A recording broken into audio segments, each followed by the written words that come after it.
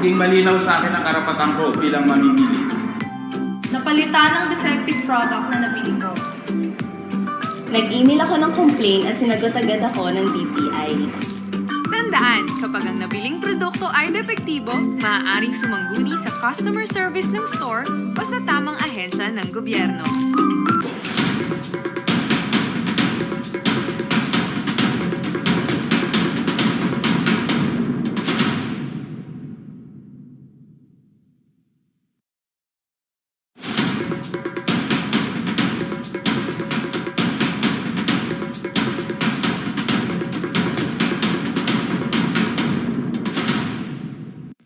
Magandang umaga! Mukhang maganda ang barong dito, ate. Saan ba yan gawa? Ginawa yan sa aming probinsya, ma'am. Ang tela po ay gawa sa Josepina, kaya makakasiguro kayo na maganda ang kalidad niyan. Sa itsura at pagkakayari pa lang, mukhang gawa nga ito sa mataas na kalidad ng tela. Pasensya na kayo sa pagiging mausisa ko. Kailangan lang maging mas maingat na ngayon dahil nagkalat na ang mga produktong hindi maayos ang pagkakagawa. Naku, tama lang po ang ginagawa nyo. Mabuti na maging maingat at matalino sa mga binibili natin ngayon. Tulad ni Marie, nararapat lang na maging mapanuri ka bilang mamimili para masigurong ang mga produkto o serbisyo na binabayaran mo ay naayon sa Consumer Act of the Philippines. Meron tayong batas na nagtatakda ng panuntunan pagdating sa mapanlinlang, hindi makatwiran at hindi patas na kalakalan. Itinuturing na panlilinlang ang paglalagay ng benepisyo o sangkap sa label na wala naman sa mismong produkto. Ang produktong ibinebenta at sinasabing ito ay sumusunod sa pamantayan, may taglay na kalidad, uri o modelo, subalit ang katotohanan ay wala, ito ay isang uri ng panlilinlang. Pati na rin ang mga produktong na luma o segunda mano pero ibinebenta bilang brand new. Itinuturing na panlilinlang ang pagsasabi na maaari bilhin ng produkto o serbisyo pero hindi naman pala maaari. Ang ibinebentang produkto na naiiba sa mga patalastas ay panlilinlang din. Itinuturing na panlilinlang kapag sinabi mong may inilagay ka o ginawa sa produktong binili pero ang totoo ay wala naman. Kapag sinabi na kailangang ayusin ang produktong nabili mo, subalit ang katotohanan ay hindi naman kailangang ayusin, ito ay panlilinlang din. Itinuturing na panlilinlang kapag sinabi ng nagbebenta na ang presyo ng produkto ay sulit dahil makakamura ka, subalit ang katotohanan ay wala naman itong pinagkaiba. Ang pagsasabi na mayroon na walang warranty ang isang produkto o ang paglalagay ng disclaimer of warranties ay isang panlilinlang kung mali ang warranty terms and provision nito. Itinuturing na panlilinlang maggamit ng imahe o pangalan ng isang tao, association o grupo upang magbukha na suportado nila ang ibinibentang produkto, subalit hindi naman. Ang Consumer Act of the Philippines ay mayroon ding mga panuntunan para maprotektahan lalo na ang mga mamimili na may kapansanan o ang mga taong hindi marunong bumasa at sumulat laban sa mapagsamantalang kalakalan. Kabilang narito ang pagpilit na pumirma sa isang kasunduan kahit hindi mo naiintindihan ang mga nilalaman nito. Kaya ipinapayo na huwag pumirma sa isang dokumento kung hindi mo ito lubos na nauunawaan. Itinuturing na hindi makatwira kapag itinaas ng nagbebenta ang presyo ng isang produkto para sa piling mamimili lamang. Hindi makatwira ng pagkumbinse na pumasok sa isang kasunduan kahit alam ng nagbebenta na wala sa kakayahan ng mamimili na bayaran ito. Ang pagpasok sa isang kasunduan na ang makikinabang lamang ay ang nagbebenta ay hindi rin patas. Maaari mong iulat ang mga mapanlinlang o hindi patas na pagbebenta o kalakalan sa mga wastong ahensya ng pamahalaan. Tandaan, maging mapagmatsyag at gawa ng aksyon ang hindi patas na pagbebenta.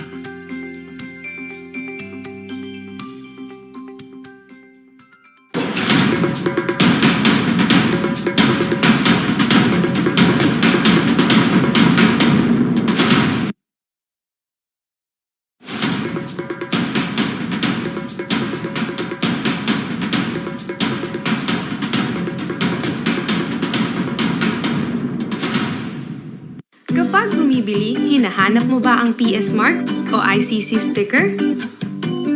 PS Mark? Hindi ko alam yun eh. Ha? PS Smart? Meron bang ganon? Parang hindi naman ata lahat ganun. Parang sa hardware lang ata meron nun. Hindi ko tinitingnan. Minsan, depende. Kung binibili ko yung appliances, tinitinan ko yung PS Mart. PS Mart, parang ano na yan. Yung may mga sticker. Yun yung pang safety, di ba? Usually, hindi ko na rin nag-check yun eh. Nako mga consumers, huwag baliwalain ang PS Mark at ICC sticker na makikita sa mga produkto. Maging matalino at mapanuri upang makasiguro na dekalidad at ligtas gamitin ang produktong ating bibilhin.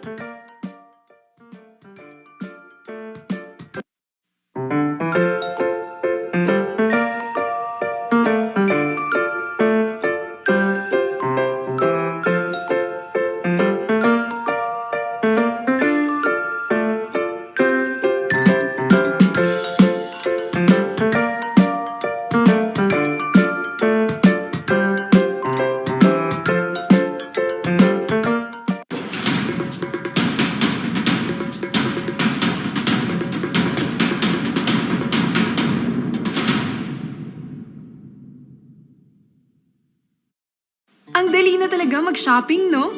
Di mo na kailangan umalis ng bahay. Puro online na. Pero tandaan mga kapwa ko consumers, higit na maging maingat sa pagbili online para maiwasan ang mga bogus sellers. Siguraduhing registered at legitimate ang online shops na iyong pagbibilhan. Nasa saad sa Republic Act 8792 o ang Electronic Commerce Act, lahat ng mga violations ng Consumer Act na nagaganap online o kahilintulad nito ay may katumbas na kaukulang parusa. Sakop nito ang lahat ng retailers, sellers, distributors, suppliers, or manufacturers na nagbebenta online. Nakasaad din sa Electronic Commerce Act at Consumer Act na lahat ng online sellers ay dapat sumunod sa mga nararapat na requirements para maiwasan ang pangloloko sa mga mamimili. Maging matalino at mapanuring mamimili. Do your online shopping sa mga registered and legitimate online shops. Magbasa ng mga customer reviews. Alamin mabuti ang produkto at basahin ang terms and conditions nito. Protektado ang consumer kung may alam. Know your consumer rights.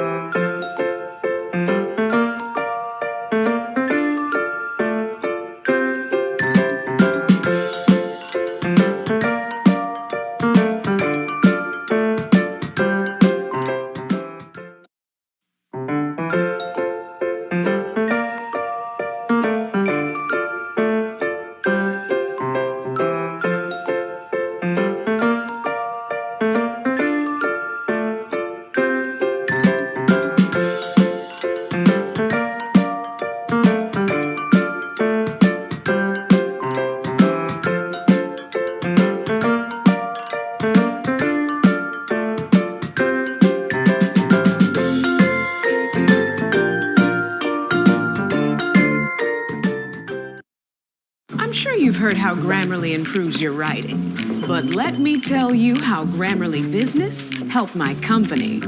Look at Simon. Since Simon's team started using Grammarly Business to sharpen their writing, we've closed more deals. This guy's got moves, business moves, and he's not the only one. Hi, Carl. Carl's got a superpower, spot-on customer support. Grammarly Business helped him set the right tone, increasing our customer satisfaction by 17%. Now he writes efficiently with just the right touch of empathy, leading to happier customers and stronger relationships. Grammarly Business has also turned our marketing team into total communication rock stars. Just ask Maya, who started 3 weeks ago. Maya swears by Grammarly Business because it keeps her work on brand and error-free, fast and easy. Music to my ears. All those improvements make a big difference on our productivity and success, which keeps the board. Pag nag-online shopping, use hard-to-guess passwords. Give required info only. Check the contact information of the website. Verify super deals and use secure payment only. Study the terms and conditions. After every transaction, log out. The buy when you buy online.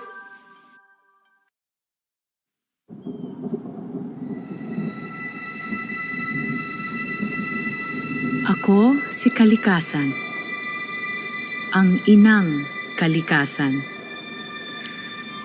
Mahigit 4.5 bilyong taon na akong narito. 22,500 ulit na higit kaysa inyo. Hindi ko kailangan ng tao, ngunit kailangan ako ng tao. Sa akin nakasalalay ang kinabukasan ninyo. Yayabong kayo sa pagyabong ko. Kung masira ako, ay malulugso kayo o higit pa. Libo-libong taon na akong narito. Pinakain ang mga nilikhang higit kaysa inyo. Mula sa aking karagatan, lupa at batis, ay maari ko kayong bigyan o bawian. Bigyang halaga niyo man ako o hindi, walang halaga sa akin. Sa paano mang paraan, kayo ang magtatakda ng inyong kapalaran. Hindi ako. Ako ang kalikasan. Magpapatuloy ako. Handa ako sa pag-inog. Kayo.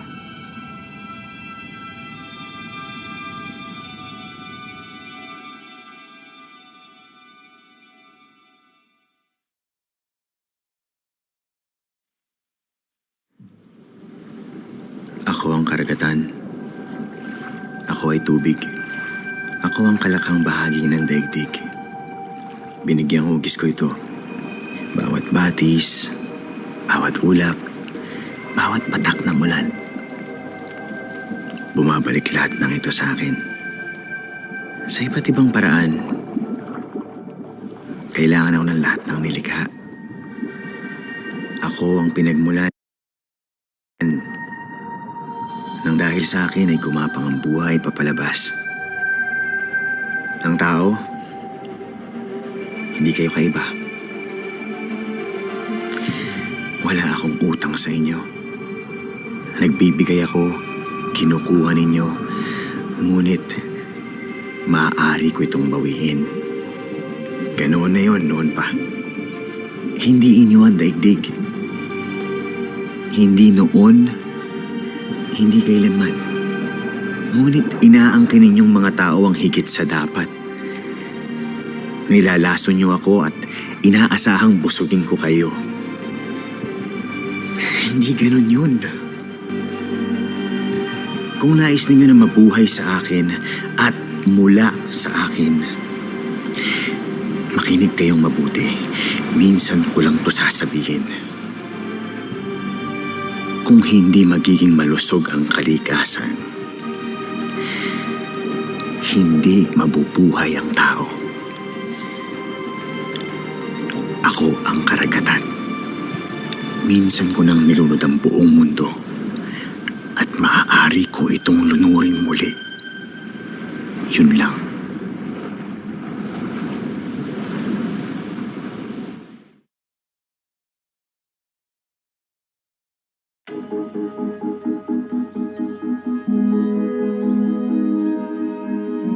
Ako ang tahanan, ang nagbibigay sa inyo ng kapanatagan, ang kanlungan ng inyong pamilya. Pagmasdan ninyo kung ano ako. Tahanan, mapagkalinga. Ako ang inyong tanggulan, ang sahig na inyong tapakan, ang haligi na nagpapatatag, ang dingding ng inyong kublihan, ang bubong na nagtatanggol. Ako ang inyong tahanan. Kung ako'y inyong pababayaan, hindi ko kayo maaalagaan.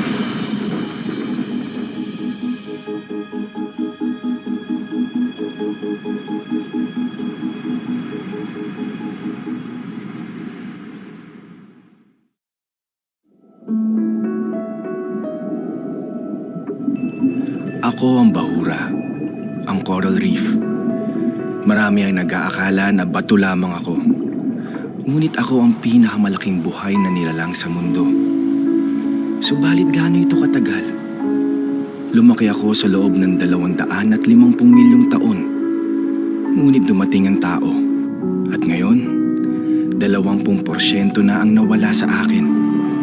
Totoo, sa kailaliman ng dagat ako nabubuhay at hindi nyo madalas nakikita. Ngunit kailangan ninyo ako. Alam nyo na 25% ng buhay sa dagat ay umaasa sa akin. Ako ang tagapangalaga ng dagat.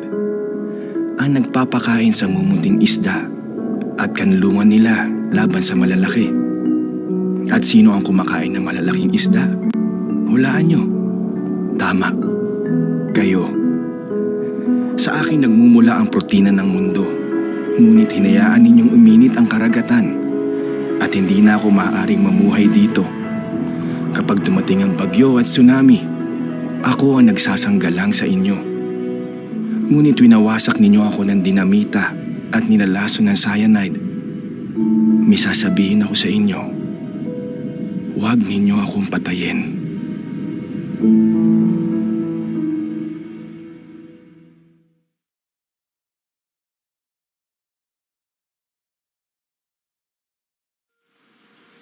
Ako ang kagubatan. Minasdan ko ang taong dumami at lumaki. Umaalis sila at nagbabalik. Pabalik-balik. Para sa aking mga puno at iba't ibang kahoy. Para sa aking mga halaman at gamot na taglay. Para sa aking kagandahan na kanilang kanlungan. Lagi akong narito para sa kanila. At naging mapagbigay ako. Kung minsan, ibinibigay ko ang lahat. Ngayon, ubos na ang lahat-lahat. Matalino ang tao. Napakatalino. Malalaki ang utak at mapanlikha ang mga kamay. Marunong silang lumikha ng kamanghamanghang bagay. Bakit kung gayon, kailangan pa nila ang matandang gubat gaya ko? Para sa punong kahoy? Humihinga sila. Gumagawa ako ng hangin. Naisip kaya nila yon? Matalino ang tao. May isip nila yon. Gagawa sila ng hangin. Masayang panoorin yon pagdating ng panahon.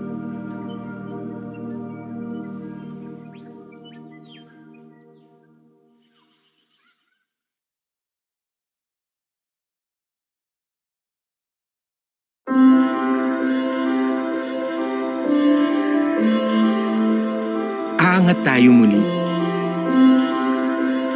Ito ang paniniwalang ating panghahawaan. Sa ngayon, pangamba at pagdududa ang pumipigil sa ating ibalik ang dating buhay.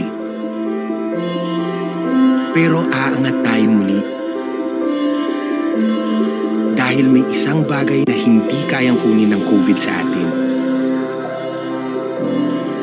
Ito ang ating pagiging matibay at determinado. Tayo ang lahing hindi natitinag ng bagyo, lindol, baha, at pagsabog ng bulkan. Paulit-ulit bumabangon, ilang beses mang kulpihin ng sakuna. Kaya, aangat tayo muli. Kakayanin natin muli ito. Sa palaging pagsuot ng mask at face shield, paghugas ng kamay, at pagpapanatili ng distansya,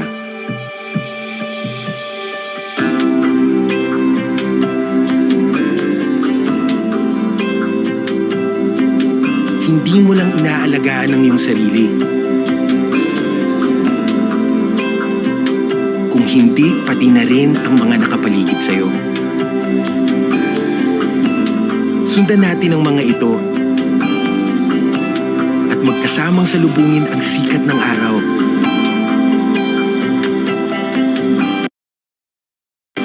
Sa mga paborito nating lugar.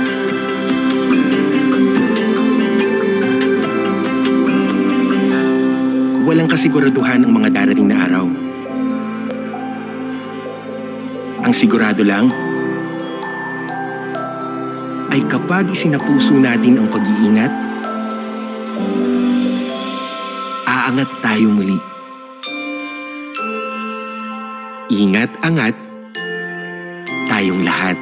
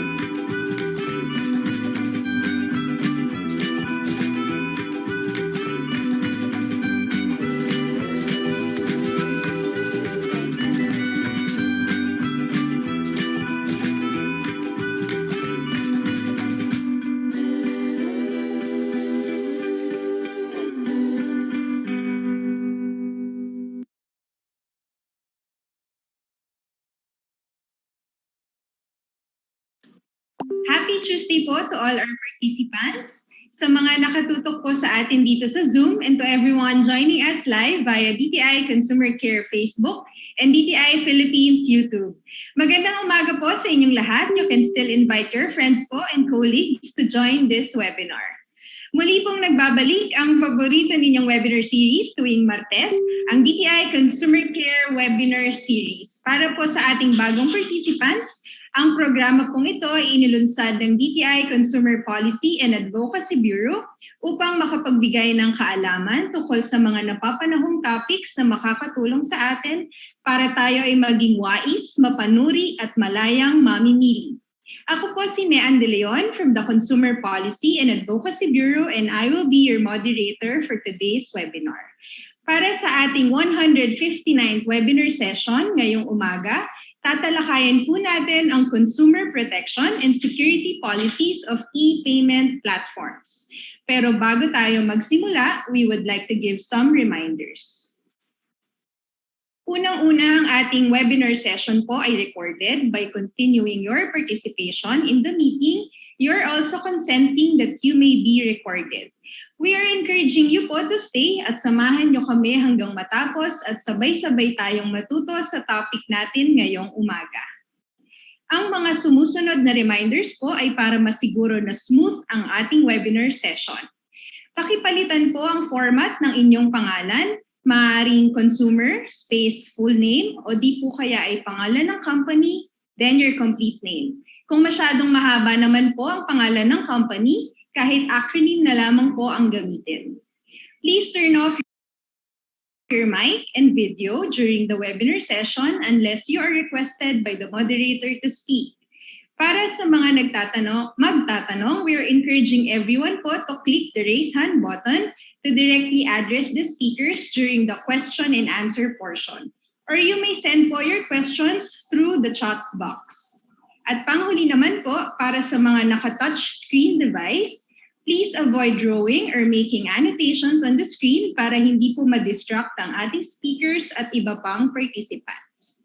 Without further ado po, let us begin this webinar session by singing the Philippine National Anthem to be followed by the invocation.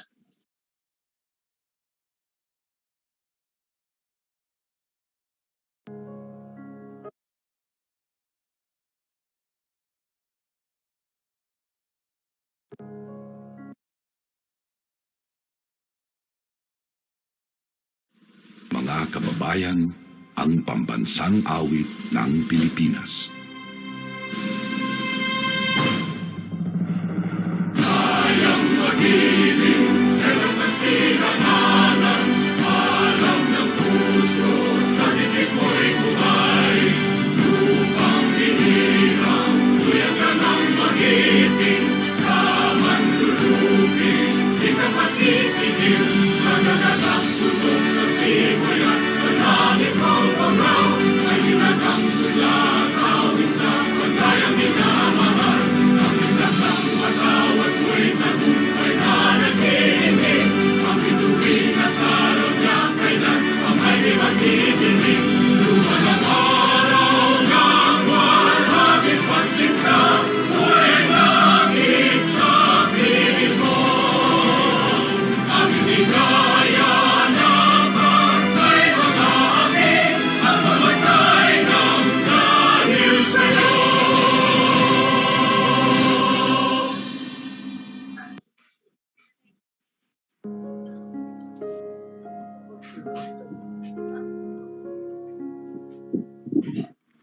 Loving Heavenly Father, we come to you this hour asking for your blessing as we are gathered together in this webinar. May your blessings of wisdom and guidance be upon us all for the sharing and impartation of knowledge and skills by our resource speakers, facilitators, and moderators.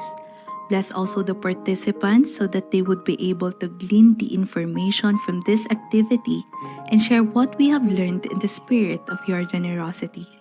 Lord, we bring you our prayers, our commitment, our gifts to you this day.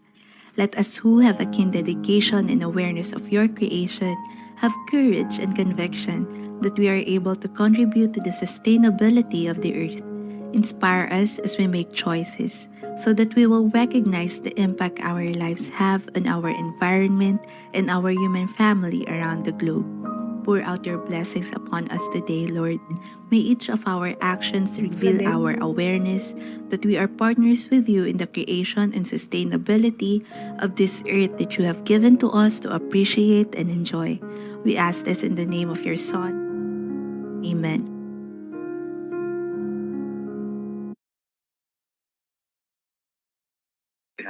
Sustainability sa tayo.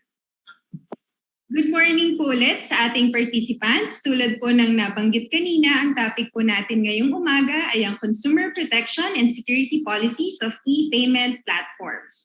Napapanahon po ang ating topic this morning, lalong-lalo na ngayon na marami sa atin ang mas gustong gawing online ang ating transactions. Pero paano nga ba natin matitiyak na safe at secure ito? To formally start our session for today, we would like to call the Chief of the Advocacy Division of the Consumer Policy and Advocacy Bureau, Ms. Camille Castillo.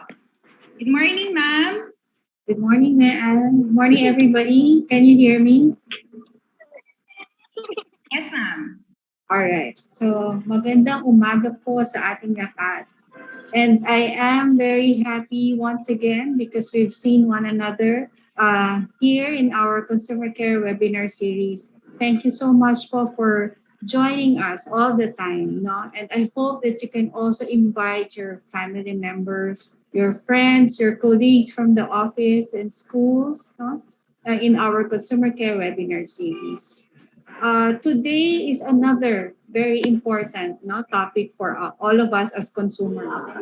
Ito po ang ating mga venues for digital transactions na we would want each one of you to understand.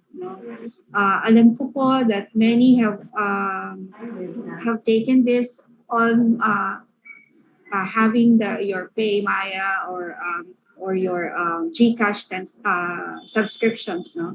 Pero we hope that our good friends from Globe and Smart could provide us more information so that we will appropriately and properly use them as consumers. Kasi nga po, sometimes there are issues that we encounter and we would want the consumer to be protected in all these digital transactions. So, ang ganda naman ng mga smile nyo. Thank you, thank you.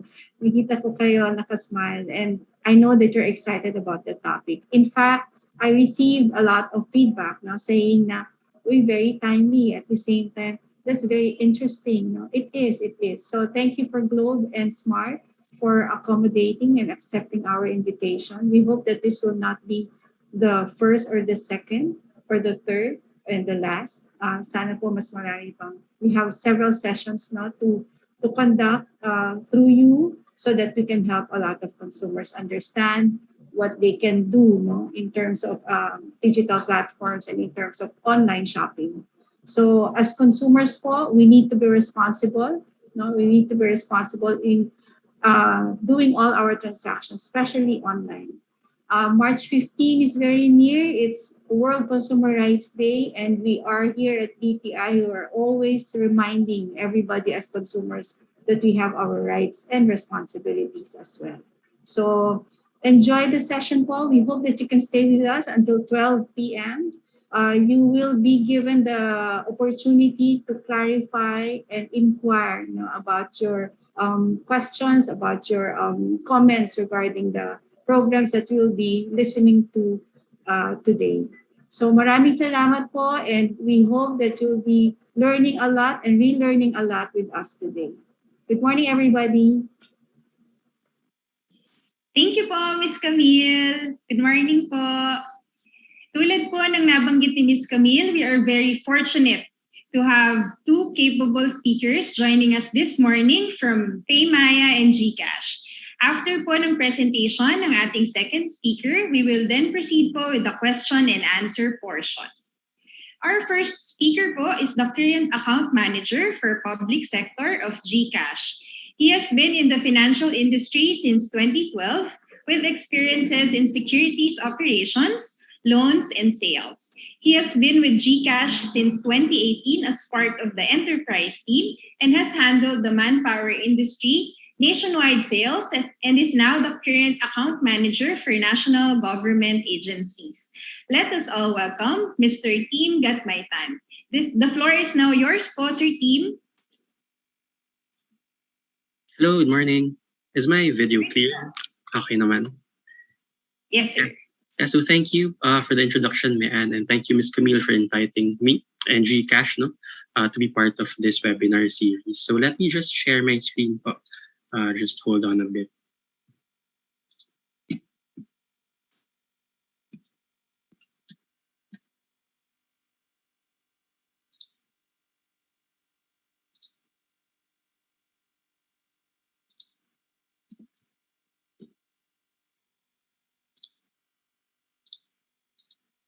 Let me know, Ms. Mian, if the screen is visible for everyone.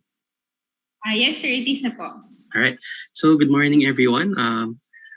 First, I'd like to introduce myself after that wonderful introduction by Ms. Mian. So I'm Tim Gatmaitan. I'm from GCash.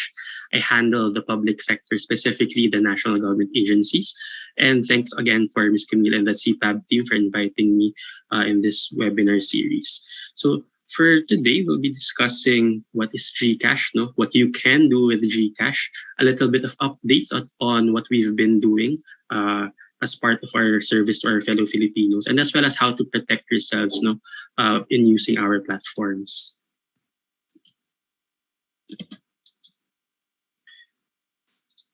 So currently, just to give you an update, GCash is the leading mobile wallet who leverages on relevant everyday digital products. So we currently have 55 million plus registered users, which is around 2 times growth from 2020, wherein we only had 33 million plus registered users. Our peak daily logins is at 26 million logins per day, which is, I think, 2.8% times growth compared to 2020. We are at 17 million peak daily transactions, which is 2.8 times or 6 million more growth since 2020. We currently have 3.8 trillion pesos full gross transactional value, which is 3.3 times growth from 2020. We also currently have 4.5 million merchants and social sellers in our platform. We have 174,000 cash in and cash out agents in our network. And we currently have 290 G-Life merchant partners, which is 37 times growth versus our performance or our onboarded partners in 2020, which was only 8. So what you can see below is our established cashless ecosystem, which are basically divided into 4. No? The first would be the transfers, and then the payments, financial services, and the lifestyle. So for the transfers, these are basically the cash in, sending money from one GCash account to another, bank transfers, and remittances. And then for payments, we have scan QR, we have buy, load, pay bills, and basically all government bills are also included in the GCash app. So for financial services, we have GCredit, GSave, GInvest, and insurance. And then for lifestyle, we have shopping, book movies, vouchers, and G-Life, which will tackle most of these use cases later on in the presentation. So for today, we want to learn the benefits and convenience of doing digital finance via GCash. So for today, we will understand what is GCash and the benefits of using it. I'll teach you how to access and activate your GCash wallet and what are the different GCash products and services. No? So basically, what is GCash? GCash is basically an electronic money. It's a mobile service that turns your cell phone into an electronic wallet. So GCash facilitates transactions to make your life easier. So basically, with GCash, wallet na ang cell phone mo. So why do we have, or why should we use GCash? No? So in a world that's struggling to adapt to the new normal, since we are still in a pandemic, even though we lowered our restriction to level 1 or classification to level 1, we still want to provide Filipinos access to financial services in a convenient, cost-effective, secure, and safe way. So with GCash, it is cashless, it is contactless, and it is also timeless. It's also economical, convenient, and secure. So how can you use GCash? So basically the the first step is to register. Step 2 is to upload your KYC details or your customer details. And step 3, funding of your GCash wallet. So who can use GCash? No? So GCash is basically for everyone. So prior to unlike the popular opinion or the facts or unknown facts of other Filipinos, GCash can be used with whatever SIM provider you have. So may it be Globe, TM, Smart, Sun, Talk and Text, and others, you can have a GCash account. So what you just have to do is download the GCash app on the Google Play Store and or the Apple App Store. And then just basically register via the app. So if you do not have a smartphone, you can actually also register via *143 $sign and just click 9 for GCash, but this is only for Globe and TM subscribers. So for step 2, for the verification process, so we have a do-it-yourself KYC or registration via the GCash app, which is partnered by Zolos. So what you just have to do is to upload your basic credentials or basic information, and then you'll also be asked to upload a picture of your valid ID, and then within a couple of minutes or at most 24 to 48 hours, your GCash account will be fully verified for as long as you submit all the necessary information. So just to give you an idea on the KYC status for a basic user. So basic user is basically if you already have a GCash account, but you haven't submitted all the KYC requirements. So these are the only GCash use cases that you can do. And then for a fully verified GCash account, wherein you've already submitted all the KYC information required in the GCash app, you can enjoy all the benefits or the full sweep of use cases of GCash. So regarding the wallet limit naman, if you are a basic user or a basic registered user, your wallet limit is only at 50,000 pesos. If you are a fully verified user, your wallet limit is at 100 pesos. And if you have, for example, a GCash account, a fully verified GCash account with a bank link to your GCash account, we can upgrade that wallet limit to 500,000 pesos. So for funding your GCash account, your GCash wallet, you can do it in 3 ways. The first one would be over-the-counter transactions. We have a lot of partners for cash-in transactions with the likes of Pure Gold, SM, 7-Eleven, and others. If you also have a bank account, you can link your BPI or Union Bank account to GCash. And then with other banks naman, you can use their platforms to send funds to your GCash account. And we also have global partners for remittances as well. We have PayPal, Payoneer, MoneyGram, which are all our partners in terms of funding your GCash wallet. So just for your information, for over-the-counter transactions, there is a 2% service fee in excess of the monthly 8,000 allowance for over-the-counter cash-in. And then for cash-out naman, cash-out is a transaction that allows the cashier to convert the GCash funds in your wallet to cash for the customer. So for cash-out transactions naman, a service fee of 2% of the total amount of the cash-out fee will be deducted from your GCash wallet.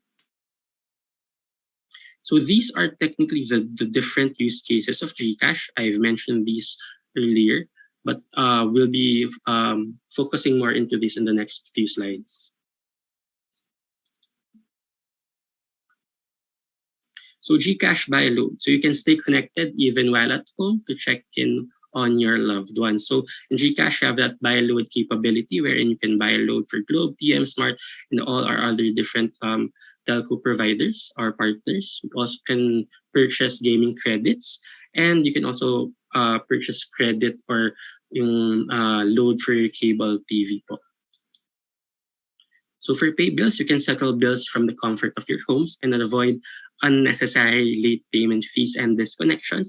And basically to just remove that hassle of going to the biller or the merchant physically and having to line up in their stores or in their branches. So you can do this at the comfort of your homes. So this is very convenient. You can have more savings since you pay less on the convenience fee versus the transportation cost going to the different branches or stores of our partners. And we have enhanced user experience. So this can make your payments easier with the following: biller enrollments, in-app and email recipients. And you can also do yung sa Meralco, you just scan their barcode and just use the pay bills function for that. So these are our partners po, some of our partners as pay bills, which are from Metro Manila and to regional billers. So this is basically our nationwide reach po for our consumers. And then for Send Money, you can instantly transfer funds to any GCash user anywhere in the Philippines for free. This is actually real time. And what you can see on your screen is a sample SMS notification that you, as the sender, will receive, and the recipient naman will also receive the same details. So for Scan to Pay, this is basically Cash S, and it removes the need for cash and change by simply paying for the purchases using your phone at all our different merchants nationwide. And then a proof of payment will also be generated in the app. So this is GLife. So GLife is one of the newer use cases of GCash. this is, if you imagine, this is basically having a lot of different apps, different brands inside the GCash app. So if you can try to access your GCash account now and just click GLife, you'll see a full sweep of our different GCash GLife partners. And then once you click that, the partner, for example, for Lazada, once you click Lazada, you will be redirected to the Lazada microsite within GCash. So the concept of this is that with GLife inside GCash, you only have to maintain the GCash app to access these different brands po, as our GLife partners. So if you try to click on Lazada, what you'll see, you'll be redirected to the Lazada microsite, and then you look and feel then the Lazada. It's also there. You can do your shopping, your browsing there, and also the payment via GCash. So we have a lot of partners in GLife. These are a few of them.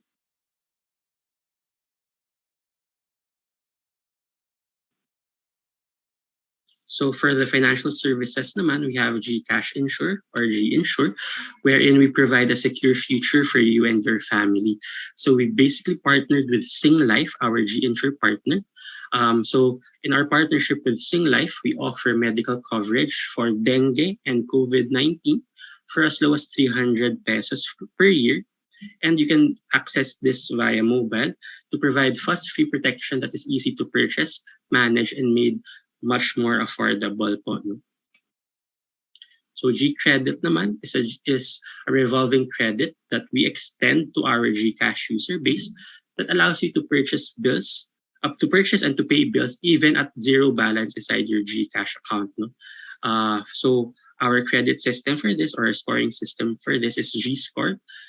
This determines the limits that we can give to the users, which is calculated depending on the user's usage of GCash, of the different GCash use cases. We provide instant credit. So with a sufficient G-Credit score, we can provide a revolving credit line starting at 1,000 pesos, which can be used for scan to pay and bills paid. So the prorated 5% interest rate is based on the number of days you borrowed from G-Credit. So the earlier that you pay, the lower interest that you have to pay. So you can get lower charges by basically paying earlier.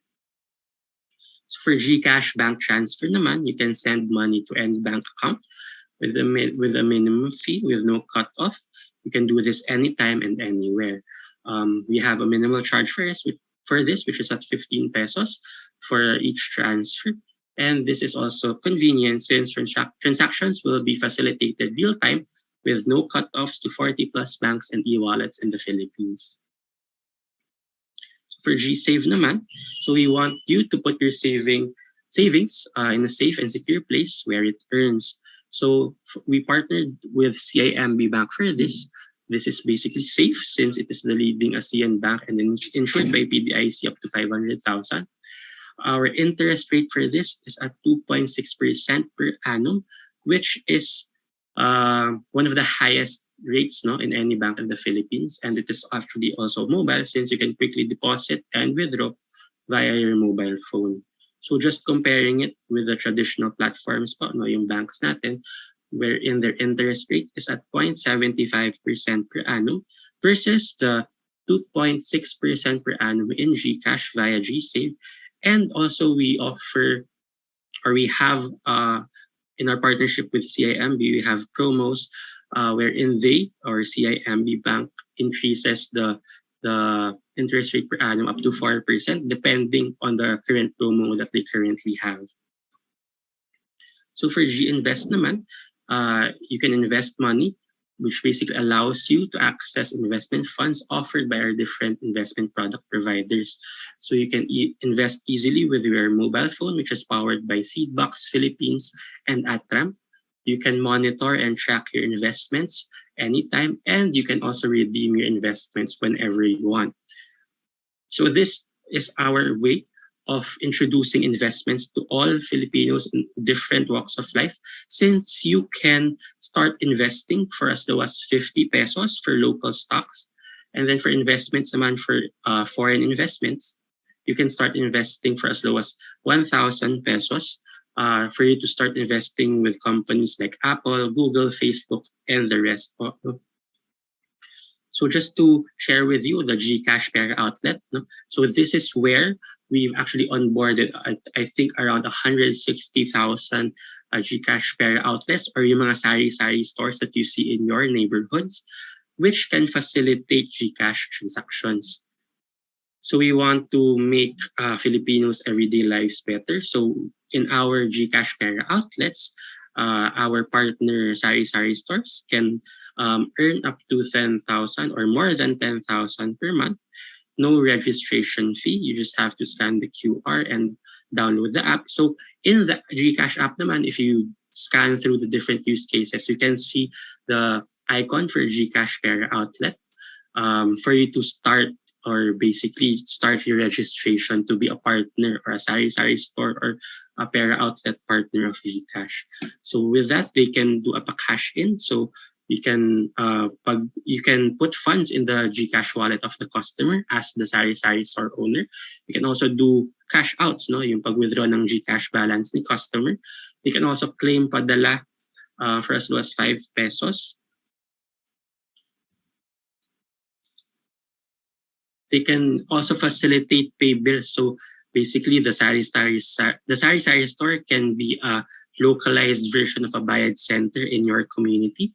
They can also send load or buy or sell load to their people in their neighborhood, and they can also receive payments via the GCash QR. So other benefits, if you are a GCash Pera outlet, you can have free cash in via our partner distributors.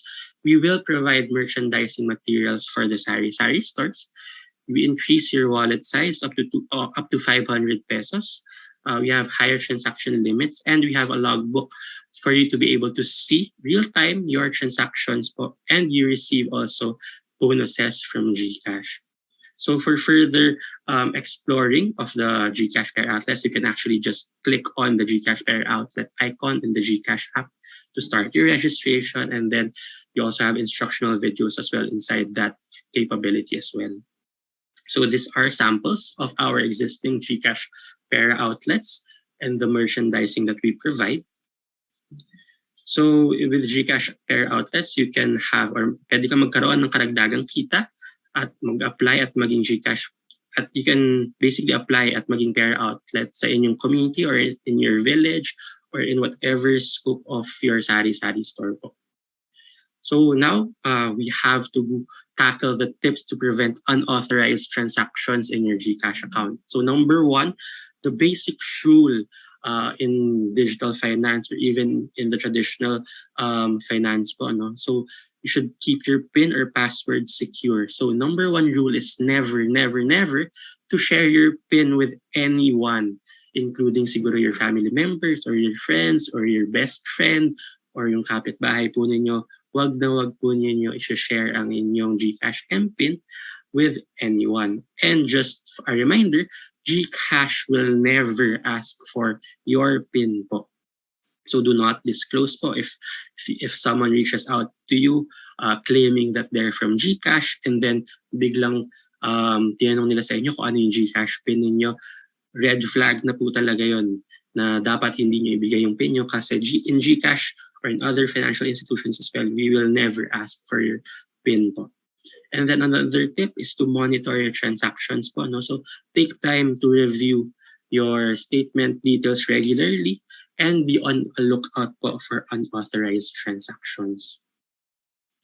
So another tip is to only make payments through secure services. So this relates to online payments where you should only transact on web URLs beginning with HTTPS that show a padlock symbol. It also applies to your internet connection, which means that you shouldn't use your card when using public connections such as free Wi-Fis in cafes or malls and airports, since mas prone po tayo sa mga unauthorized transactions pag ganon. And whenever you encounter anything GCash related, ask for help. If you believe that you've encountered an unauthorized transactions account ninyo, immediately call our customer care hotline, which is 2882, And you can also raise a ticket via the GCash app in our in-app help desk. And then protect your smartphone. Do not keep any information in your smartphone, no? Especially po kapag wala kayong password or lock dun sa cellphone ninyo. Since yung measure or yung what we're looking out for is kapag, for example, sa kasamaang palad na nakaw or nawala ang inyong cellphone, at least sure tayo na wala doon yung mga PIN natin, yung account number natin sa ating mga bank accounts or yung mga e-wallets po natin. So just for to reiterate mo, no, these are the GCash support official hotlines po, no? So for a hotline, you can call 2882. We also have the help center in our website, which is help.gcash.com. And if you have the GCash app, you can access the in-app help center. So just to share with you our official social media po, no? So for the website, it's at www.gcash.com. For Instagram, it's at gcashofficial. For Facebook, it's the same, GCash official. Twitter is also the same. LinkedIn is mint-subsidiary-off globe. And then for Viber, we have GCash on Viber. For Telegram, we have GCash updates, and basically the website is gcash.com. Any other websites or emails not coming from these accounts po, no? I-check po talaga natin na mabuti kasi most probably baka phishing email po yon. And just remember not to click any link po in those phishing emails for your account to be protected every single time po. So that would conclude my presentation, and I hope you learned a little bit more about our GCash use cases, what we've been doing to improve our services, and just if anything po, if you've learned anything in the presentation, number one rule, do not share po your GCash PIN or any financial institution PIN with anyone po. Thank you po, Sir Tim. Thank you for that very informative presentation. Thank you po for walking us through the services of GCash. Before we proceed po with the question and answer portion, let us now proceed po with our second speaker. Joining us today as well is the current Associate Director and Head of Information Security Governance and Operations of PayMaya. He has over 13 years of combined experience in information security, risk management, compliance, data privacy, and audit. He has helped numerous companies in the fintech, banking, software, and telecommunications industries navigate through complex issues on information security and technology risk to achieve business objectives. He is currently PayMaya's Head of Information Security Governance and Operations. Let us all welcome Mr. John Martin Encina. Good morning po, Sir John. The floor is now yours. And good morning, and good morning to DTI and everyone who's watching this webinar. No? So first and foremost, I really want to thank DTI for giving us this opportunity to talk to our consumers and highlight how PayMaya is protecting our consumers' online safety. No? This is a very important topic. It's something that we really take seriously in PayMaya because we believe that part of great customer experience is online safety. Kasi nagde-deposit po kayo ng pera sa PayMaya, di ba? You top up, you maintain your balances, pay bills. It's really a trust relationship between the consumers and the company. So what we'll talk about today is pretty much how we protect your online safety. Ano po yung mga measures na pwedeng gawin din ng consumers in order to protect themselves din. Pag-uusapan po natin yung mga iba't ibang scam na nakita natin and how we can protect ourselves from falling victims. So please allow me to just share my screen.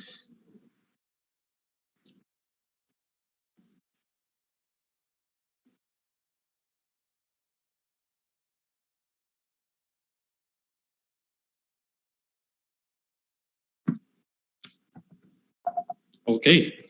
I just want to confirm, Ms. Maan, can you see my presentation right now?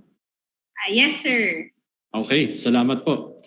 So, before we go to the online scams, no, we really just want to reintroduce ourselves. No, we are Paymaya, and we are leading the charge in digital payments and financial services. So, basically, meron kaming enterprise side at syempre kayo, yung consumer side, and kung makikita po natin na this is really an ecosystem play. And when we say ecosystem, ang ibig sabihin po nun is we want the services to be interlinked, both and offering great experience both for our enterprise customers and of course our consumers. And part of consumer protection, we believe, is really offering awesome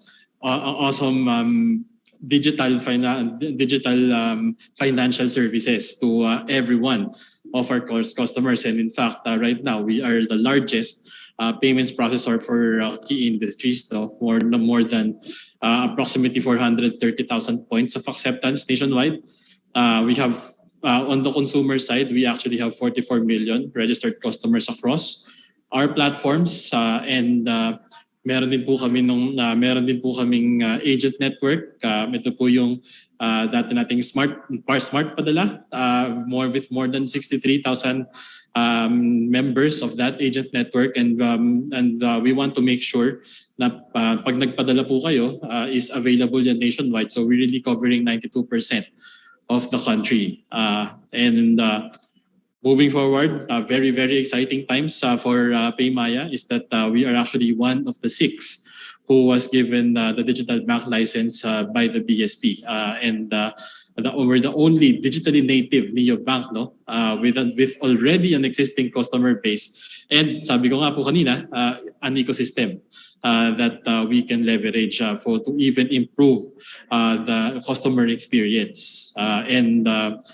Aside from the digital bank license that was given to us by BSP, we have also been given the virtual asset service provider, or the VASP license from the BSP. So basically that makes us crypto ready. Abangan niyo po, very, very, very exciting ang mga susunod na kabanata ng Paymaya, no?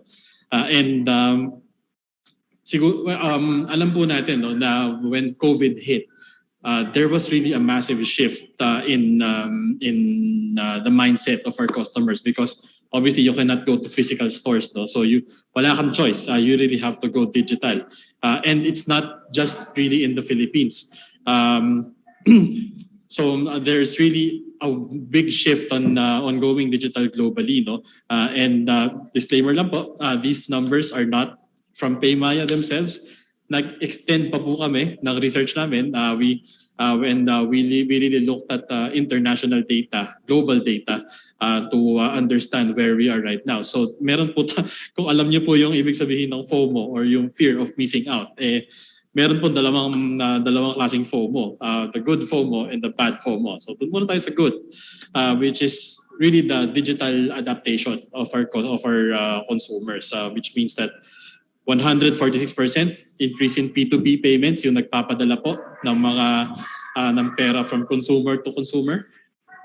Nakita rin po na meron more than 40%, 44% in fact decline in cash payments, at halos doble na po yung pag-increase ng online transactions natin. And yung ratio ng mga in-person card transactions versus online is doble na po yung online transactions natin. No? So we're really seeing a very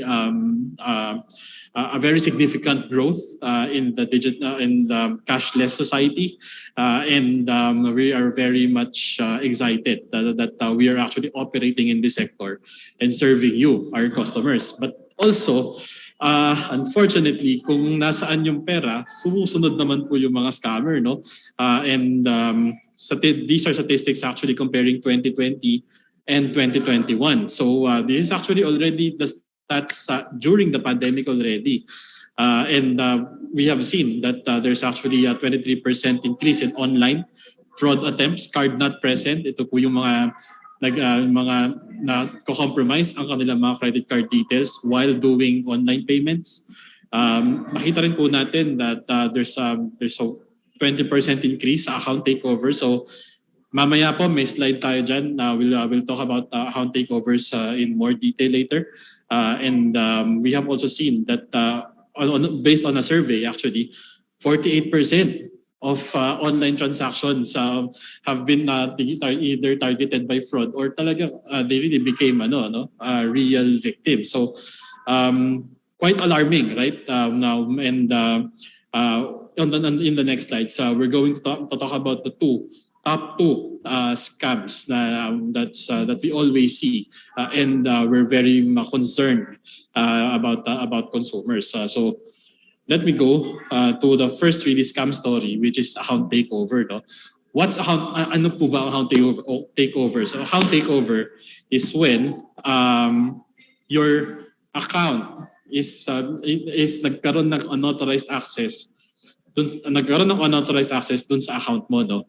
Meaning hindi ikaw yung nakagamit. And obviously, ang nangyari dito is that there is someone na hindi mo ina-expect, hindi mo ina-authorize na nagkaroon ng access dun sa iyong account. And paano po ba nangyayari to? First is that let's go through the slide first from the top left portion, which is basically through social media. Very interesting modus.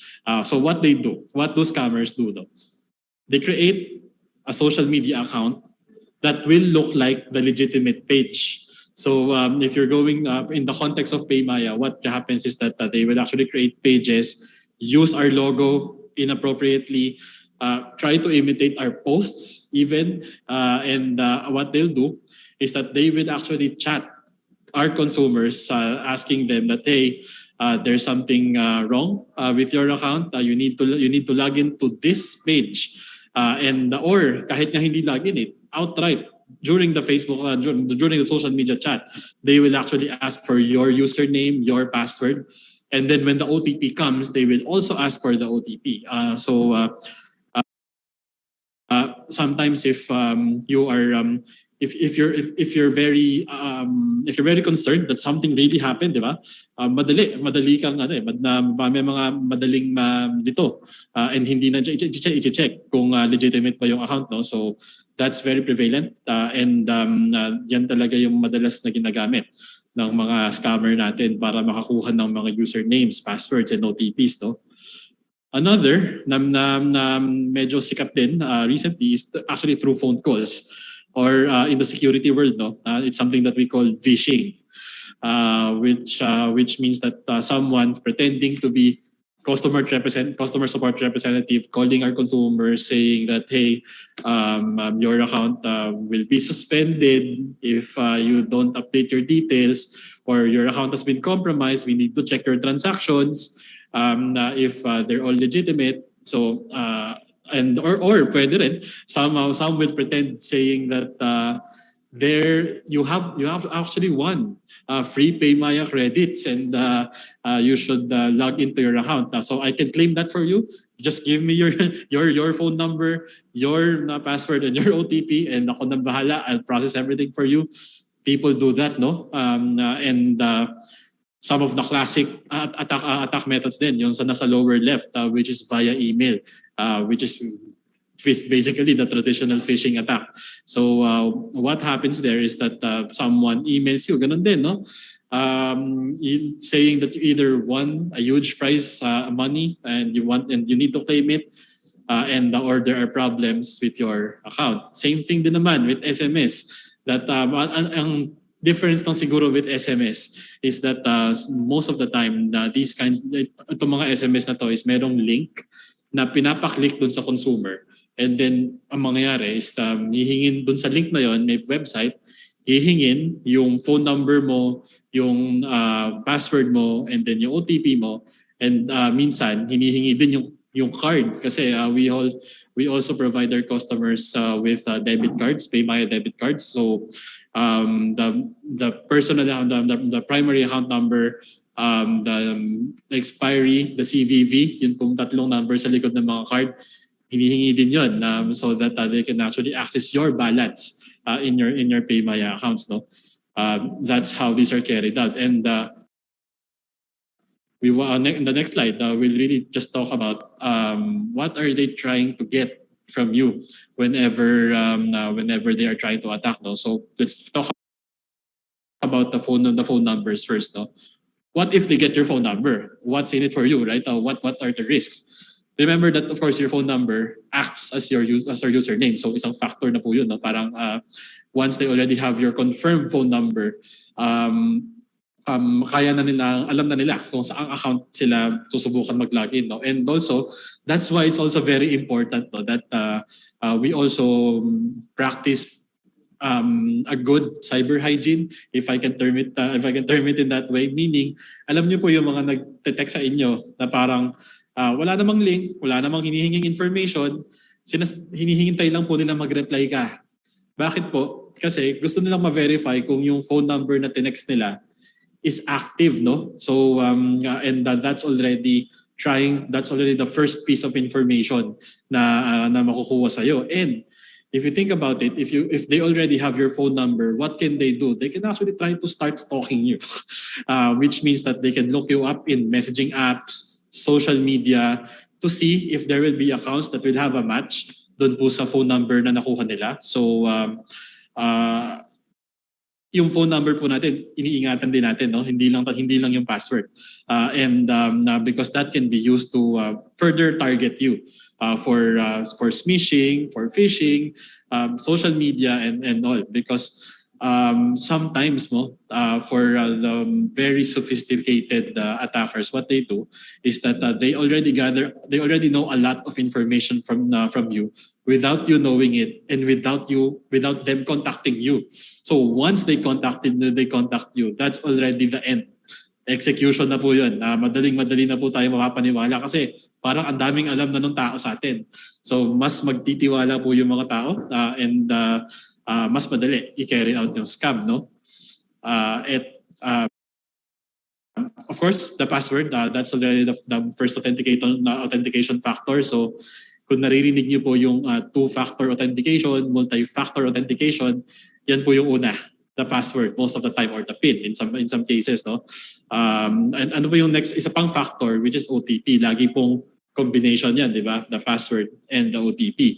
And ano yung risk kapag nakuha yung password mo? Other than, of course, the scammers will already have the first authentication factor, is that if you're using that password for other apps, other websites, they probably already know your password from your other accounts, no? Sorry po, bato-bato sa langit, pasensya na po, pero talagang it's always recommended, no, that we use different passwords for different sites, different apps, so that pahirapan naman po natin itong mga hacker na to, no, and mga scammer na to, because that's really what they do.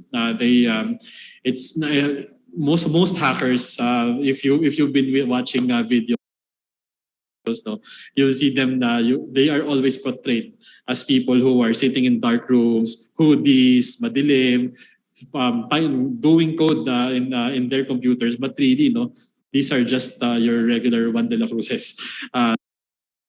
Talagang they live among us. Nagmamatsyag lang po yan. The worst thing that a hacker can do is magmukha siyang hacker. So hindi po malayo sa atin. Nandyan lang po sila. And then they just trying to observe our consumers, no. And of course, yung one-time password natin that already gives full access to the account. Tapos unfortunately, tapos na po ang boxing, no, kapag nakuha itong one-time password, lalo na pag may password na talaga siya. That's pretty much it. And another factor na kinukuha ng mga scammer po natin is the credit card details. So what do they ask for, no?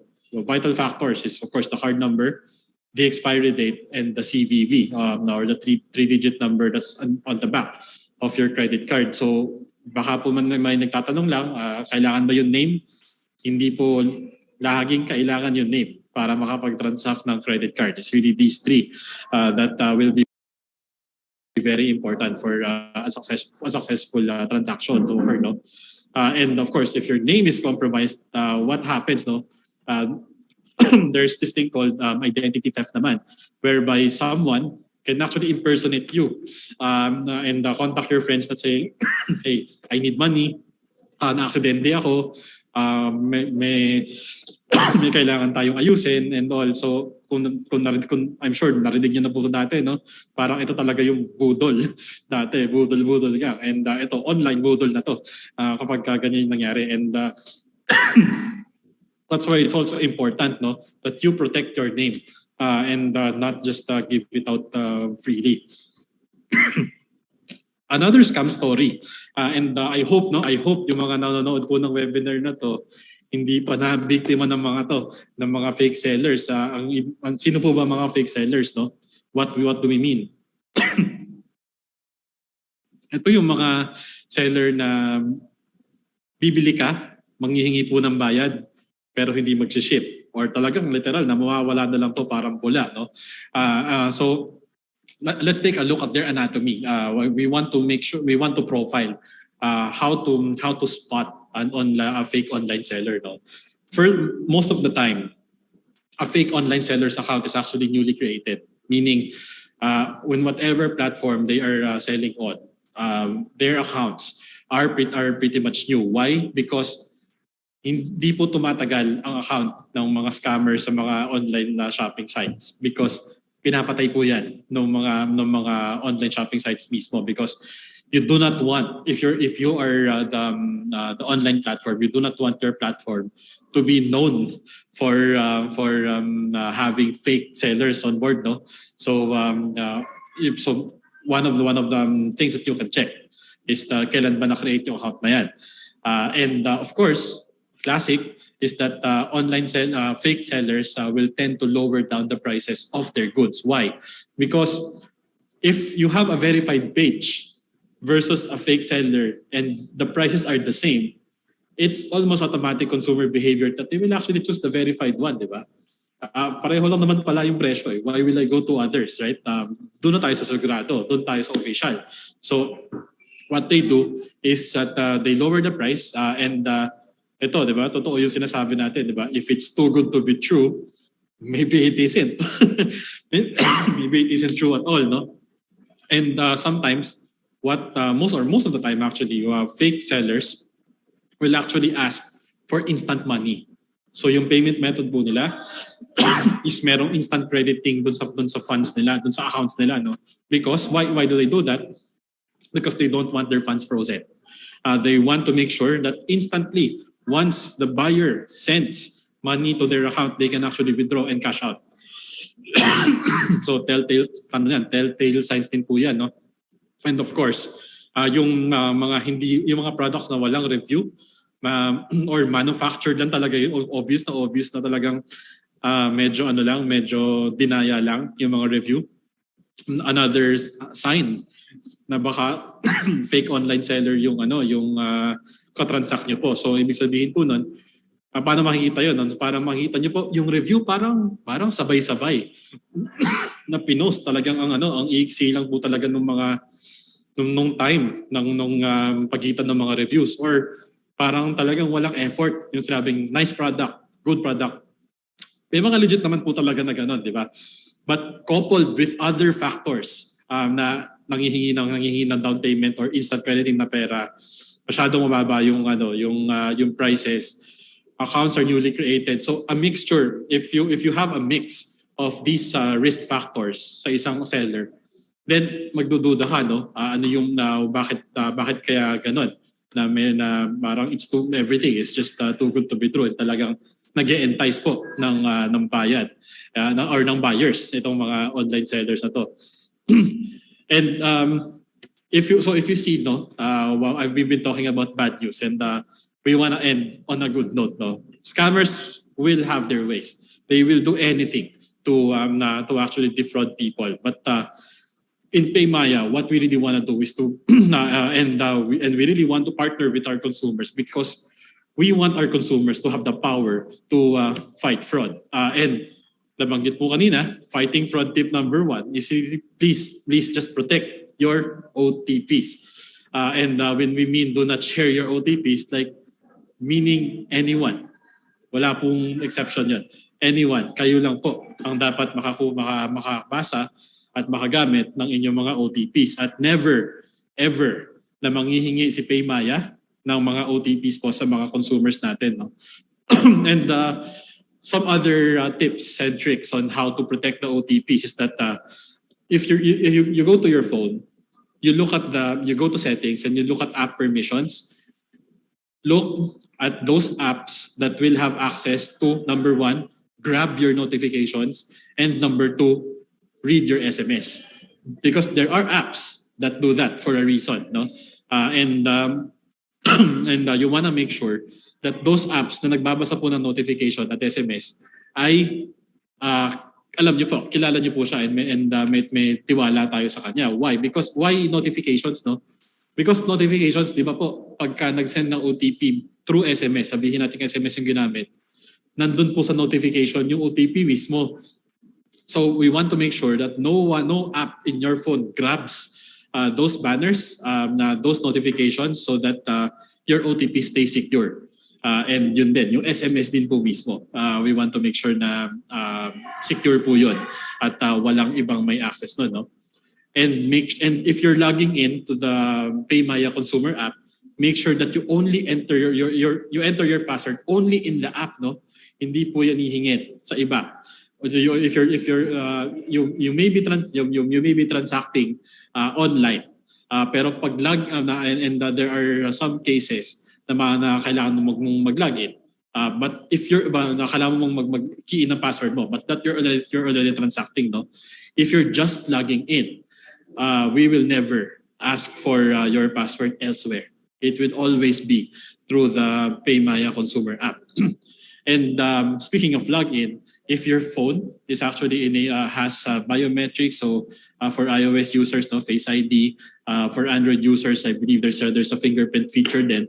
Why are we saying that this is more secure? Because you don't need to type your password, right? No typing passwords. No victim to phishing sites because it's actually your phone who's authenticating you based on who you really are, diba? Your face or your fingerprint. And why this is also important is that it actually provides safe and convenient access to your accounts. No, you don't need to tap anymore. You just need to prove that who you are. And it also helps avoid people from falling victim to fake apps because there are fake apps out there. Sometimes pag desperado na talaga, they can't attack you through phone, they can't attack you through email, they can't attack you through social media and all of the other methods, di ba? What they do, they build a fake app. Tapos na-try nilang pag-login ka doon sa fake app na yon. So, we want to make sure that you log in ulit the correct app and mag-work lang yung biometrics na yan most of the time. If you are on the correct app. And also, a very important feature that we did for Paymaya to help fight the fake sellers is that we have actually launched the Paymaya verified seller program. So what does this mean? No? If you are as an online seller, you can actually contact Paymaya, and what we'll do is that we will verify you. So we will be the one who will do the hard work for our consumers to actually check if this seller is legit, and if everything checks out, if we're satisfied with the identity of the customers, we'll actually give that seller a Paymaya verified badge. So transact with confidence, right? So it's actually good for the buyer and the seller because what happens here is that the seller can actually instant trust, diba? Because we are Paymaya we're putting our name on that seller by that verified badge, and that verified seller can actually can actually generate more trust from the customers ng seller, and yung customers then can transact with confidence, no. Nabanggit ko kanina about customer experience, no, and we really believe that security should be invisible. That's one of our mottos in the company. That whenever we are implementing safety features like this, we really have the customer experience on top of our heads, and we design to make sure that really happens. And the verified seller badge is one of them. Really doing the hard work for our consumers so that you guys can just transact freely, confidently, no? And we also want to support our online sellers in that case. Another tip is that we actually have a feature to request the seller to enable his or her what we call public name, no? So there's a setting in the PayMaya app that allows you to turn this on, and yun pong upgraded accounts natin, kukunin namin yung public yung account name doon sa mga sinabit na IDs, and hindi na po mai-edit yun. Baga, once you turn on your public name, the seller cannot really edit it, and for the consumers, you can actually request that to make sure that you are actually sending money to the correct account, and you have a name. Diba? Alam mo kung yung totoong pangalan ng seller natin. And this is also a feature that's also beneficial for both seller and buyer, because there's better trust, right? And now, if there's better trust, meaning better confidence for the buyer, better confidence then for the seller, and better marketing, because the seller can actually say that, hey, yan yung public name ko, I'm a verified seller, safe ako. You can trust me that I will really deliver the correct goods, no? And by default po, we actually turn this off. We follow the principle called privacy by design and by default, no? So what we do is that we turn this off by default, so that hindi rin po makikita agad yung pangalan natin just by looking up the number.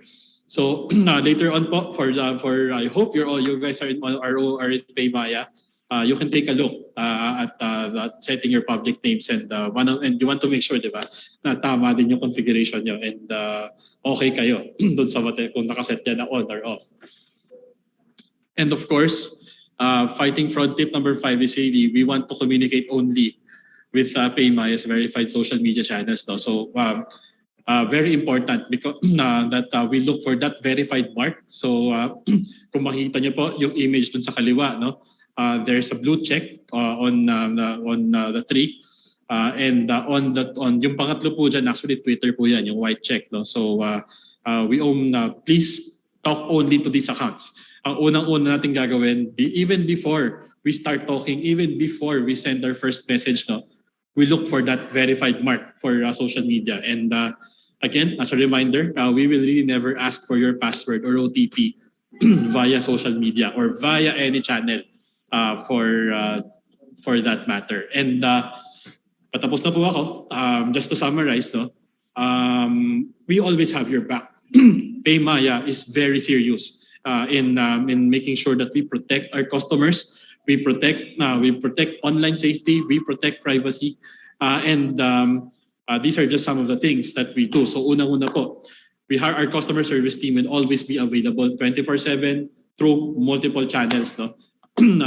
I won't really go down to the details here. You can always look them up on our website and on our app. But what we want to say here is that we have a team who's always ready to talk to our customers, address your concerns, make sure that first and foremost, your online safety is rock solid, and we give you the best experience only for when using our apps. And for our security and anti-fraud teams, we are really globally certified. We put a serious emphasis in making sure that we only hire the best talents in terms of security and anti-fraud, so that translates into awesome customer experience too, right? We have a culture of learning, sharing, mentoring, sharing information within the teams, and it's something that we are really proud of, and ito talaga yung strategy namin to make sure that we are protecting in the best way possible our customers. And really, when we develop products, hindi lang yan because we want to sell. And it really takes a village, no, to create our products, but at the very heart of that village is really security, privacy, and anti-fraud. When in our product development and technology, so we have. But that means that even bago pa namin masulat yung mga first lines of code sa aming app, bago pa namin ma-deploy yung mga unang servers na magpapatakbo po ng application namin, no? Alam na namin yung design sa security.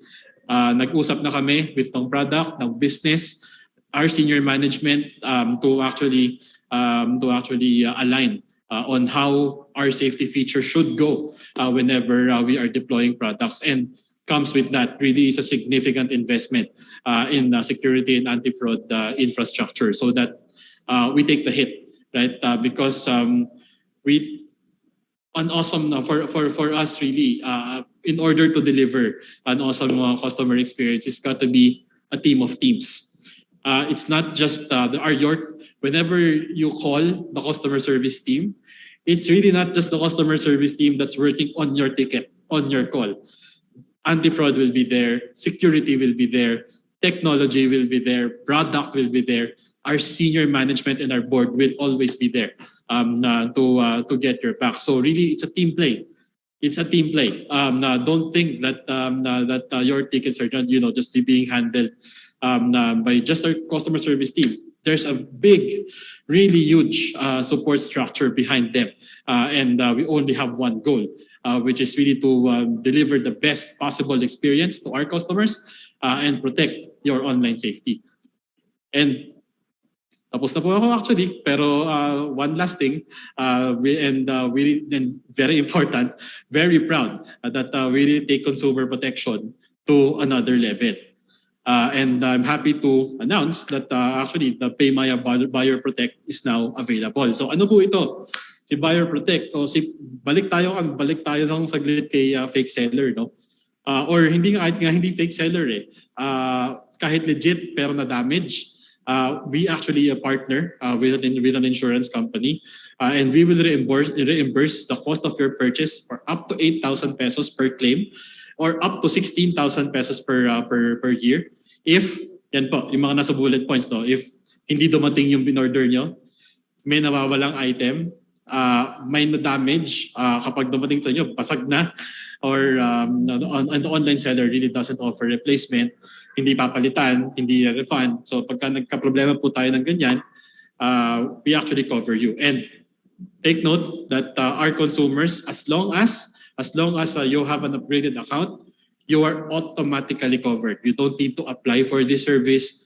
We cover you. We want to cover you. And as mentioned, no, consumers can actually get up to 8,000 pesos per claim with an annual average of 16,000 pesos. So why are we doing this? Because we want you to, other than of course, we want our consumers to have confidence in trusting digital financial services. And really going into e-money and using our products, of course. We also view this as a very important factor in promoting the economy of the country, no? Because we really believe that if we do well in consumer protection, more consumers will actually be enticed to go into the formal financial system. And what that means is that more buyers, more sellers, we grow the economy, lahat po tayo happy, di ba? Yun lang po. Maraming salamat po sa pakikinig sa akin ngayong umaga, and I hope I was able to address some of the concerns of our consumers and of course DTI. So back to you, Ms. Man. Salamat po.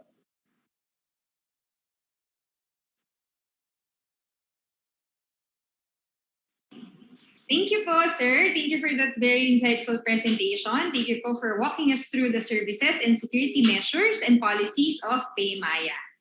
Good morning po ulit sa ating more than 220 participants dito sa Zoom and to everyone joining us via DTI Consumer Care Facebook page and DTI Philippines YouTube.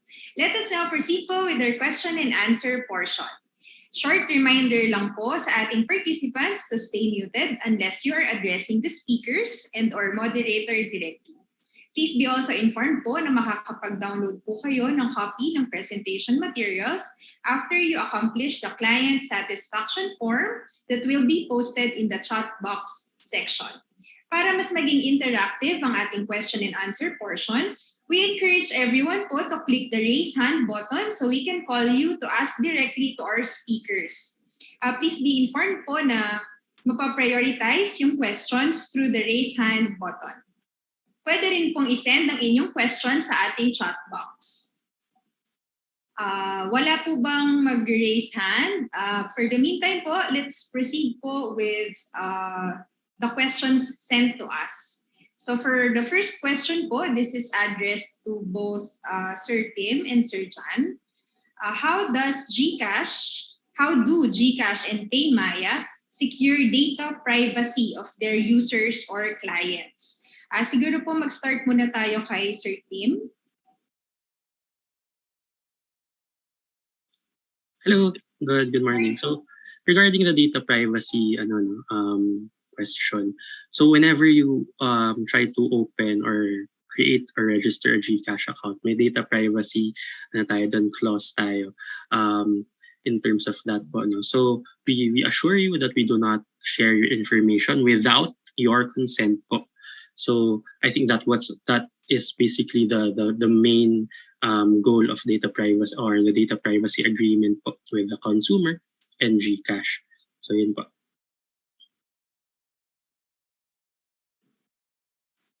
For PayMaya, it's actually a very comprehensive approach. No, there are many sides to it. So first is that, as mentioned, tama si Tim, no, the consent is very important.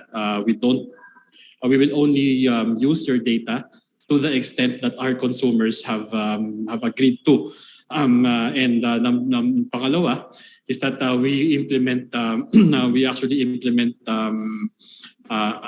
technical controls to make sure that we also protect your privacy. So dyan po papasok yung encryption, access controls, yung pag-access po sa data niyo, binibigay lang po namin sa mga employees yon kapag kailangan talaga nila and their role in the company needs dictates that they need access to do their roles. No, that's very important. And another really important factor is that we actually train our employees on data privacy, making them aware of what the law requires, what the responsibilities and expectations are, and aminin na natin pati yung penalties, di ba?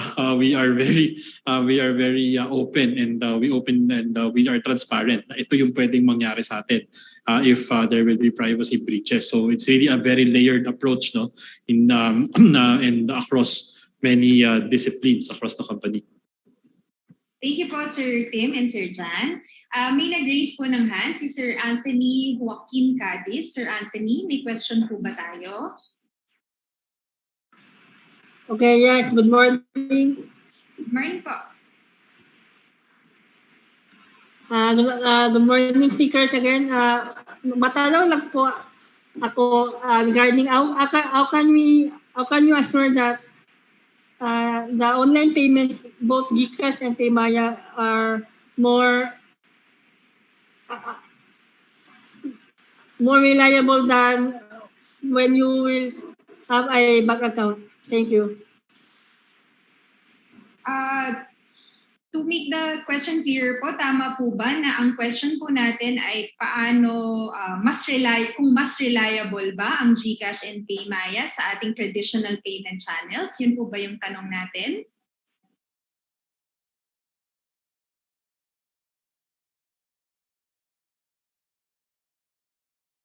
Sir Anthony Cadiz?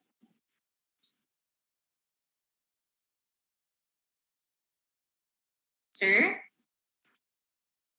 Baka lang po nagkakaroon lang ng technical difficulty kay Sir Anthony. Sir, let us know lang po kung meron pa kayong, kung tama yung question na natanggap namin. In the meantime po, let's call on Ma'am Liz. Miss Liz, meron po ba tayong question? Hello po. Good morning. I just want to ask po if there are times po kasi na whenever we are trying to pay using GCash or PayMaya na nababawas na siya dun sa account pero yung payment is hindi pa na-credit dun sa mismo transaction. What are we going to do with that? Kasi minsan sa, di ba may part po ng help center, dun sa mismong app, there are times na hindi po na-assist ng maayos. So how can we handle that po as a consumer or as a user of the apps? Thank you. Siguro po, let's hear from Sir John muna. Sir John? Sure. So yung kung tama po intindi ko dun sa tanong, no? Ang concern is nababawas dun sa account and then baka hindi pa nagki-clear or hindi pa napopost dun sa, let's say, bills pay or kung saan man po natin sinend, no, yung account. So depende po kung paano ginamit yung application, but really there are times when some transactions will actually require a clearing process, meaning there's really something happening in the back end, something happening with our partners. That's why it's not as near real time, no, as we would, especially for bills pay. That clearing process really exists. Now, if for other transactions that we would expect that parang dapat real time yun, no?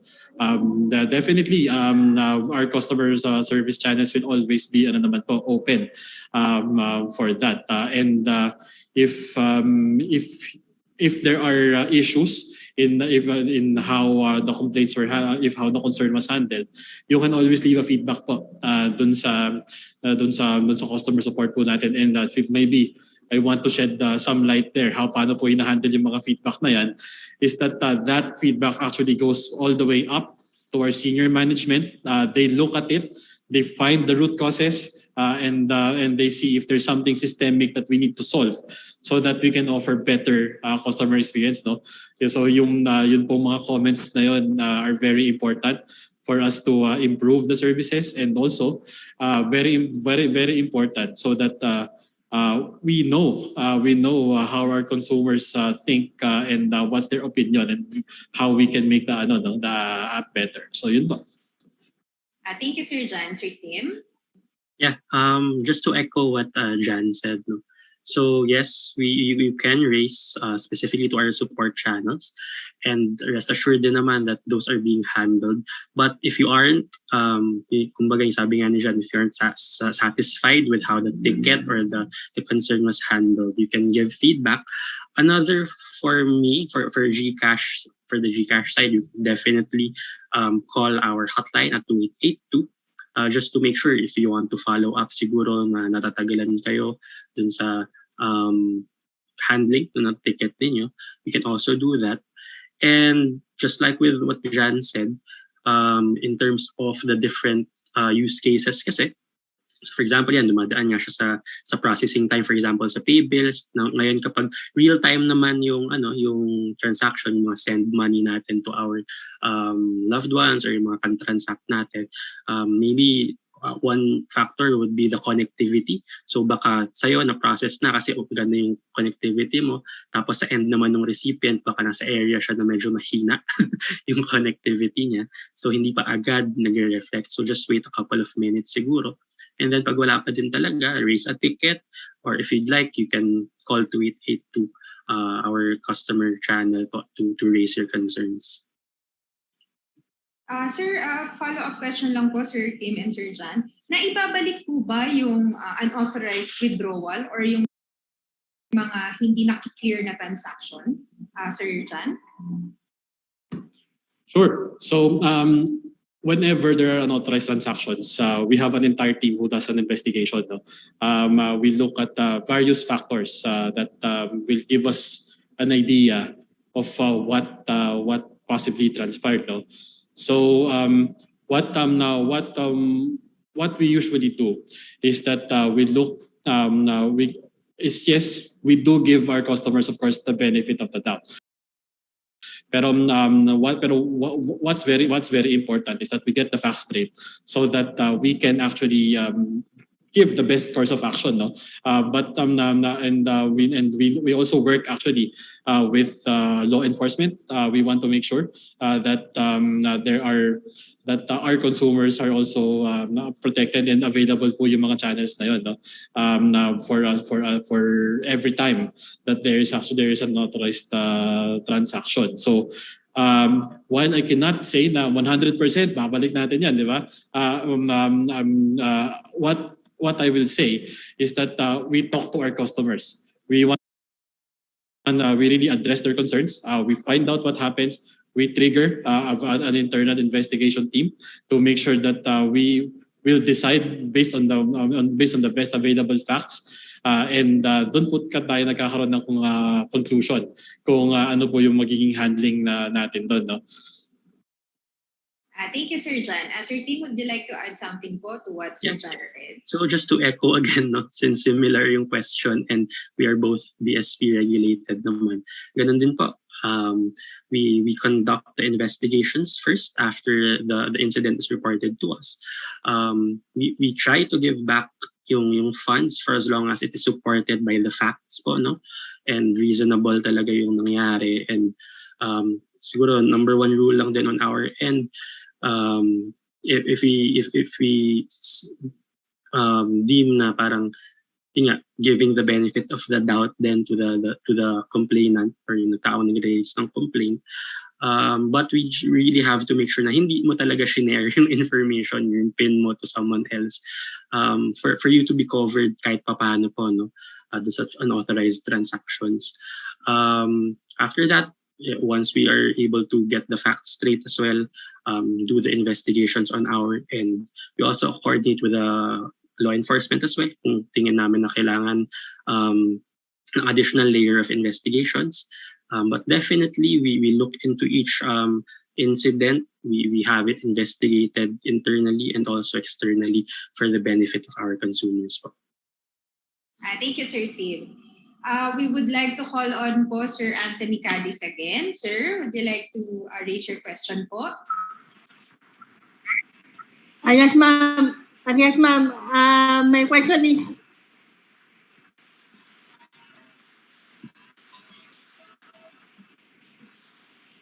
hello, good morning. Hello, good morning po.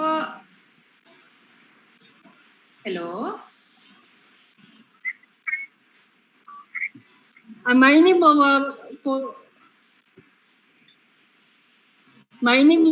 po kayo, ma'am. Good morning, Ma'am Marilyn. May question po tayo. Ma'am? Hi, good morning.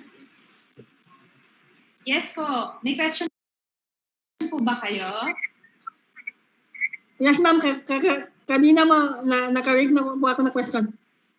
Yes po. Pwede po bang pakiulit po natin yung question natin para sa ating speakers?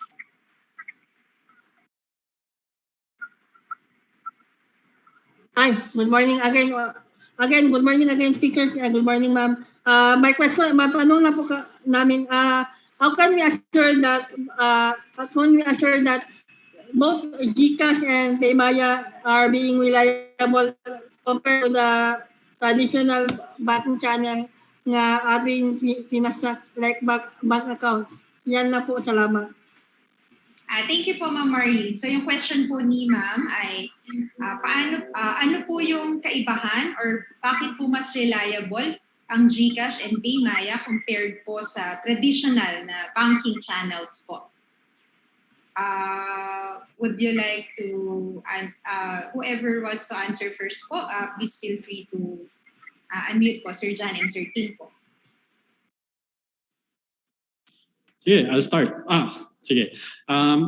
Siguro, let's probably what we can do, let's look at the difference between a traditional bank account and a fintech like PayMaya and GCash, diba? Probably the most noticeable difference, though, we don't have branches, right? And what that means is that your services are always available. Meaning, we just pull out your smartphone. You want to send money. You want to deposit. You want to cash in. You want to pay your bills. You don't. Number one is that you don't need to wait. It's a very instant experience, no? By just pulling out your phone and using the app. So hindi po natin kailangan number one, maghintay ng bukas para gawin yung banking transaction. At number two, pumunta sa loob ng branch para within the time lang na open yung branch, di ba? And it offers a lot of convenience for the customers. The other factor that will make us more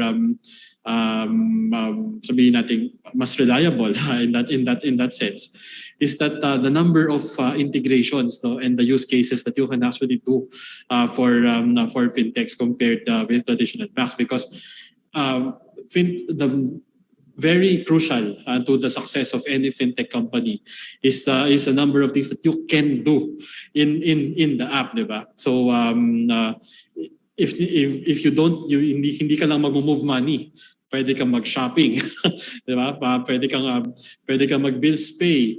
May mga insurance products na rin, may investments, right? And really the app is just a one-stop shop for all of these things that some of our traditional banks will not be able to really offer at the same convenience and at the same speed as fintech. So sige, over to you, Tim. Yeah. So technically, I for one cannot say na ito si Bank A mas reliable kay Bank B, si Bank B mas reliable kay Bank C, or si Wallet A mas reliable kay Wallet C, because we have individualities po, no? We have specific use cases, we have different services and products. But what I can tell you is that these are all very reliable platforms since we follow the same standards by the BSP, we follow the same guidelines by the BSP, and like what Jan mentioned earlier, we go through a lot of integrations with each other, internally with our partners, which broadens the use cases that we have in the app. To add lang then to what Jan mentioned, na andyan na si insurance, diba? Andyan na si shopping online. But with the e-wallets or maybe GCash specifically, yes, you can do investments. Na-mention ko kanina, pwede kayo kumbaga invest sa foreign at saka sa local securities or stocks natin. What the key differentiator, I think, is that us in GCash or in the e-wallet industry, we want this to be very accessible and convenient to our users, no? So, as I mentioned kanina, 50 pesos lang, di ba? Makabukas ka na ng investment account first for local securities or local stocks. 1,000 pesos lang, pwede ka na magbukas ng investment account for foreign investments naman. As compared to yung traditional banks natin, na if I'm not mistaken, mga 5,000 to 10,000 pesos yung minimum to open a mutual fund account po, no? So I guess it's our platforms, yung PayMaya, GCash platforms. The goal really is to provide finance for all different people in different walks of life for financial inclusion, for the betterment of our economy and the Philippines in general. Thank you, Sir John and Sir Tim. Ms. Marlene, hopefully po mas naging malinaw sa inyo yung reliability po ng GCash and PayMaya. We would like to call on po Sir Anthony Lloveras. Sir, nagre-raise po ba tayo ng hand? May gusto po ba tayong itanong sa ating speakers today? Sir Anthony Lloveras. Hello. Good morning po. Good morning. Sorry, I have no question. Na mali ko lang ng pindot. I have no questions po.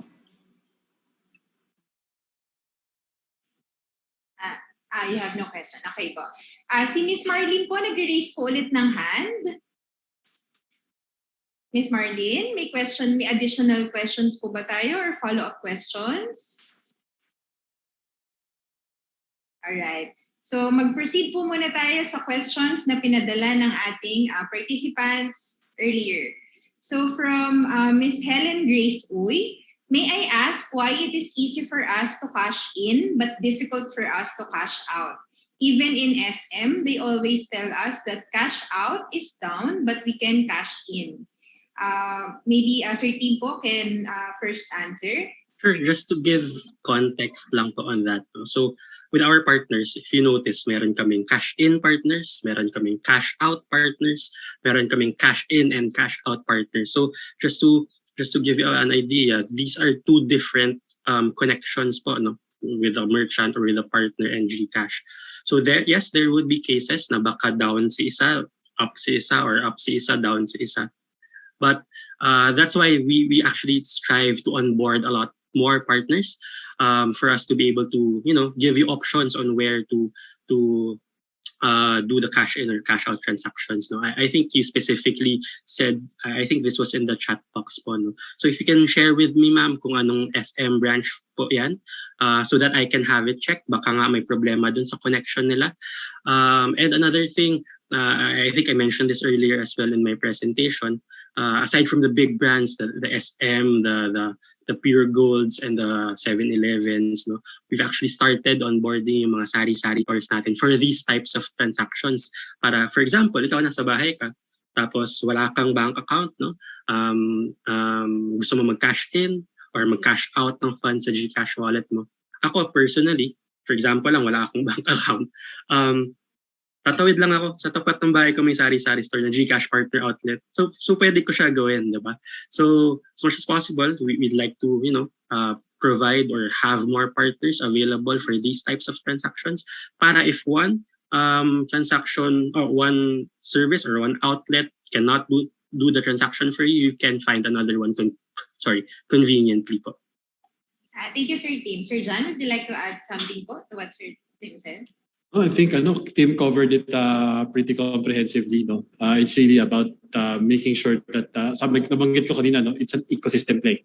So we want to make sure that the cash ins and the cash outs are all connected, and there are available channels for everyone. And yun din, probably reiterate what Tim said, that if there are problems, you can always call our customer service teams. And we will look at the details, no, why you're having that kind of experience.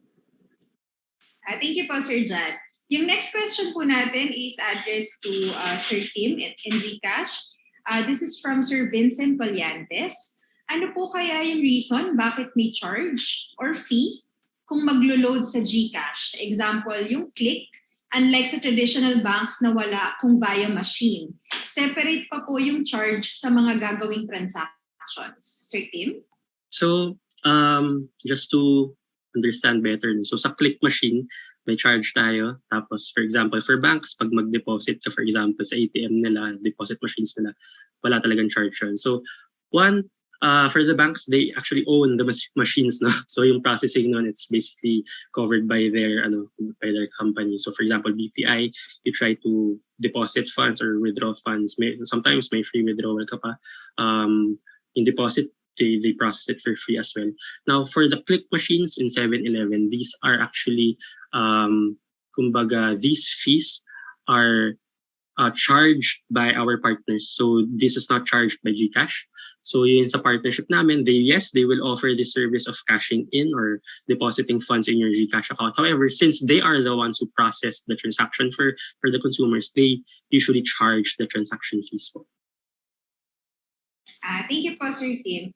Si Sir Renante Villegas po is raising his hand. Sir Renante, meron po pa tayong tanong? Okay, yes ma'am, thank you. Good morning po. Good morning po sa ating mga speaker. So ang tanong ko lang po is there any instances or circumstances to what happened like sa BDO? Then how can we ma-reimburse po ba yung ganong happening? Kunwari malaki po yung perang nawala sa kunwari sa GCash or sa Paymaya mo.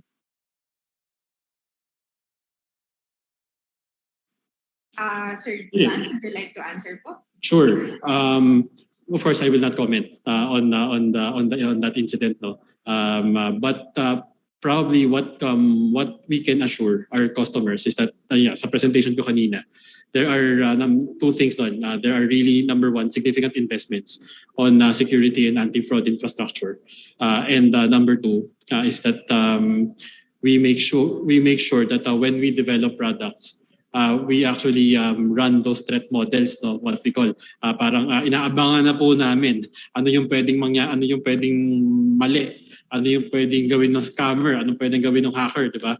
And we make sure na yung mga countermeasures po or yung ating mga controls is nakapasok na doon sa application even before gawin ng mga hacker yun. So that's what we do on the prevention side. Now what on the naman, kung talagang may nangyaring ganyan, no, na may mga customers talaga na nawalan ng pera, especially if it's not the fault of the customer, that's the general principle, then yes, that will always be that will always be open for conversations and more. And sabi ko nga, whenever we do these investigations, no, we always give the customer the benefit of the doubt, and especially if we've proven that it's really not the customer's fault, that there's really something wrong in there, then yung pagbalik po ng pera is something na talagang seseryosohin namin na i-consider, especially that we want to protect of course our consumers hard-earned money, di ba,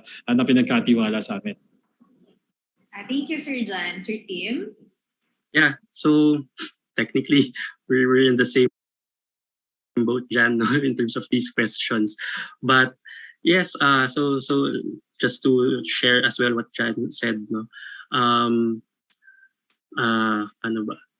It's basically if something like that happens, no, we do the due diligence, we do the assessments, the investigations for us to know the course of action po, no, and if yun nga, due naman talaga yung pera, hindi kasalanan ni customer, we do the necessary actions afterwards. Now, in terms of the investments as well, we also do that. We what do you call this? We invest in the technology and the basically also the people who are using these technology. We invest in them, we train them for us to know, no, what might happen. Ang isa nga sa lagi namin sinasabi, kapag ikaw ay gumagawa ng produkto or nag-install ng bagong facility or technology, iniisip namin ano yung kumbaga pwedeng gawing kumbaga scam or something. Kasi kapag naisip mo yan, pwede yan gawin. So right then and there, kapag naisip na namin, we go through all the risk and tech assessments, the preventive measures as well, on how to manage these situations and prevent these situations as well. Thank you po, Sir Tim. Next question naman po, address pa rin to both speakers. This is from Ma'am Mary Doll. How can we be assured that employees from your companies won't be the hacker themselves? No offense intended po. Maybe Sir Tim would like to start first. Sir Tim? So in a sense, yeah, as any financial institution, we go through a lot of training. Kumbaga, we go through Anti-Money Laundering Act training, we go through fraud training, diba? And we before, similar to when consumers open bank accounts or e-wallet accounts, they send over their personal information, the KYC information. Similar to that, when you apply for a company naman, we do our background checks, diba? We make sure that we hire the correct or right people, yung mga honest na mga tao na capable of doing the things genuinely. And we honestly, ma'am, if you go through those trainings given by BSP, as a person working in a financial institution, matatakot ka talaga. Matatakot ka sa mga penalties, sa mga imprisonment, diba? So that's one thing that we make sure that we hire the right people and we train them to always do the right thing the first time around. Thank you, Sir Tim. Sir Jan? Agree with everything that that team said. No, probably just to add to what has been said already.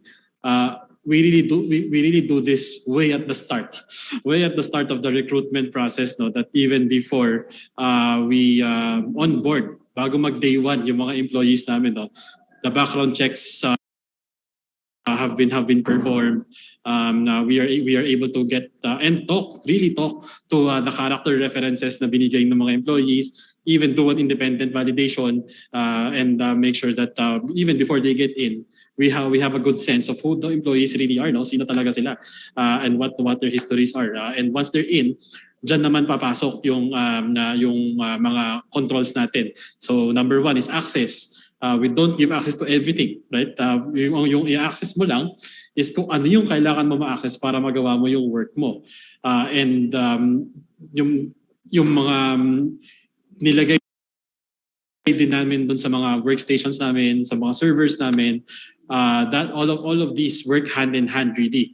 It's also team play sa technology to make sure that we only allow access to information based on what is needed to really serve our customers, no. Another important fact, very important fact that we do is we also keep our employees happy. You know, that's very important because if you have employees who are very engaged, may malasakit, cares for the company, really aligned with your vision, then they wouldn't even think about that, right? Because we want to make sure that we're always in love with our customers, diba? And we always strive to work as a team and really go the extra mile in protecting and serving our customers. Thank you, Sir Jan. Next question naman po, this is to both speakers po. This is from Sir Terence Luke Domingo. Does GCash or PayMaya unilaterally delete a user's account because the user did not use the account for a considerable length of time? So meron po ba tayong parang rules regarding dormant accounts or yung mga wala na pong movement sa accounts nila?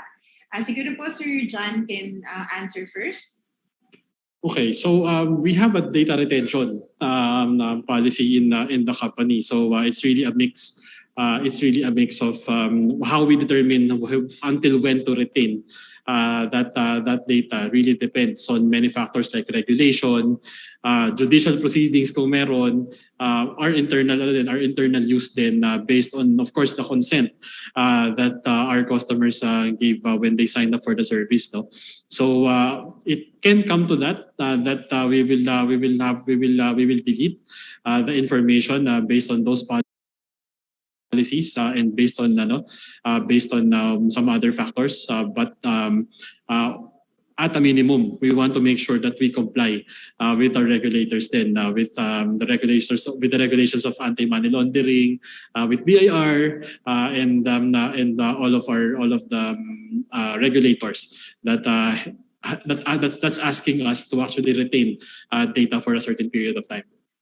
Thank you po, Sir John. Before we hear po from Sir Tim, regarding po dun sa maintaining nyo po or minimum, meron po bang maintaining ang PayMaya or dapat na amount na nakalagay sa account? Syempre gusto natin may laman yung wallet, di ba? Pero wala pa. Hindi naman po siya. Hindi man Thank you, sir. Thank you po for that clarification. Sir Tim, same question po. Meron po ba tayong rules po regarding dormant or wala pong movement yung account at kung meron pong maintaining or dapat na amount dun sa account nila. Thank you, sir.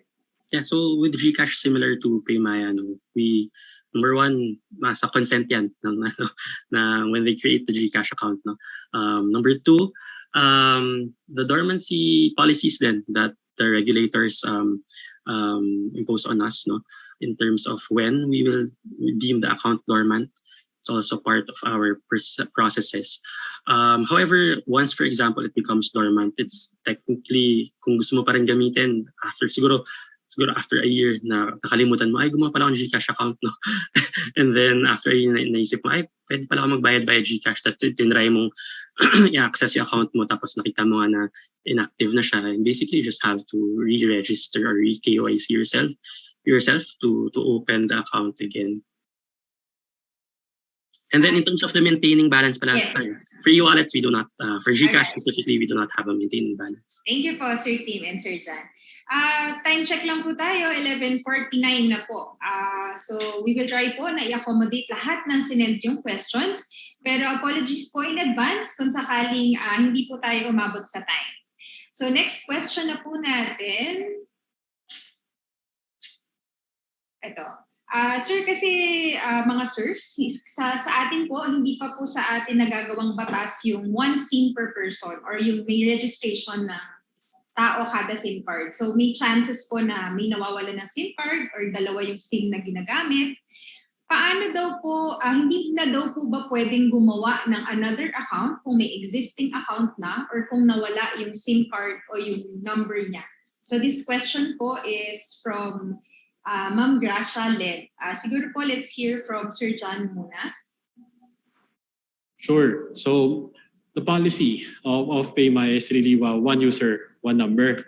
And the reason why we implement this is because we want to make sure that the person's IDs are really attached to that number, no? And we want because other than making it more convenient for everyone to make sure that that's their only number, we also want to comply with the KYC or Know Your Customer rules, no? In making sure that we only tie proper identities to your mobile numbers. Ngayon, addressing the question, what if nawala, no? We have a process whereby we can re-verify, we can recheck the identity of our customers na nagre-request ng change ng number from number A to number B. There is a procedure how that can be done so that we can actually accommodate the request to change the number, because of course we recognize the possibility. Pwede naman talaga mangyari yun, di ba? Na nawala yung phone. So we have already prepared a process to address that concern. Thank you po, Sir John. And Sir Tim? Yeah. So for GCash, so similar to PayMaya, kunyari nawala yung SIM card mo, you create another GCash account. Yes, you can create an account, no. However, the process is that number one, you'd have to syempre report na nawala mo yung SIM card mo, para at least we make sure that we protect that account. Kumbaga, kung gusto niyo ipa-block muna yung account na yun para walang magawang transactions, you can do that. And then you can also request for the fund transfer to your new account, no? May hihingin lang na supporting documents yung ating support team, like namely yung mga affidavit of loss, yung valid ID mo, yung letter mo requesting for the transaction to happen, for the transfer to happen. To answer lang yung multiple GCash accounts, so may dalawa. For example, ako may dalawang GCash account. Yes, it is possible for as long as you are able to provide the KYC requirements, complete siya. We can, since we do not have that, yung na-mention nga ni Ms. Mayan kanina na one SIM card per person law yet, we still accommodate that. However, just for transparency or for better understanding. So for example, I have two GCash accounts. Yung mga limits na mention ko kanina, yung 100,000 for a fully verified user. So for example, I'm a fully verified user with a bank link to my account. It's 500,000. So it doesn't mean na since I have two GCash accounts, doesn't mean na meron akong 500 sa account na to, may 500 din ako sa account na to. So since that account is registered only to me, to under my name, the wallet limit is actually divided into two. So hindi siya yung na-increase mo yung limit mo. It's shared between the two accounts po. Right. Thank you po, Sir John and Sir Tim. Next question po natin, this is from DTI IAS, Sir Roger Lapini. Your services are availed by DTI in facilitating collection of fees and charges. What is the assurance that all collections are remitted and reported on time? Sir John? Sure. So we want, even before we actually take in the customer, no, all of those automations, all of those transaction processing have already been figured out in our infrastructure, no. So when there are checks to make sure that the transactions between the companies are valid, number one, and number two, that they're on time, and they're hindi lang yan automated, no. There's also a team who's actually handling reconciliations to make sure that what's posted is valid, it's accurate, and it's also on time. And then again, if there are concerns about timeliness or there are errors, you will always have your account managers that you can actually go to for enterprise to help solve the problem and see where improvements can be made. No? Thank you, Sir Jan. Sir Team po. Yep. So for us, it's, well, tama yung sinabi ni Jan, no, that before we, sign the contract, both parties usually agree on the SLAs or yung service level agreement in terms of the processing, the sending or the settling of the due amounts. We also have that technology in place once we've before we've actually signed the contract, after both parties agreed. Before we send, to make sure that all transactions are covered, we send out the settlement report to our partners, together with the actual deposit or their different bank accounts. No? May breakdown naman po yun which have been reconciled by our teams. In terms of disputes naman, yung na-mention nga ni Jan for PayMaya, they have their account managers that the partners or the merchants can reach out to. I myself am an account manager. So my partners usually, and say for example, si DTI, we've onboarded DTI for the business name registration po. No?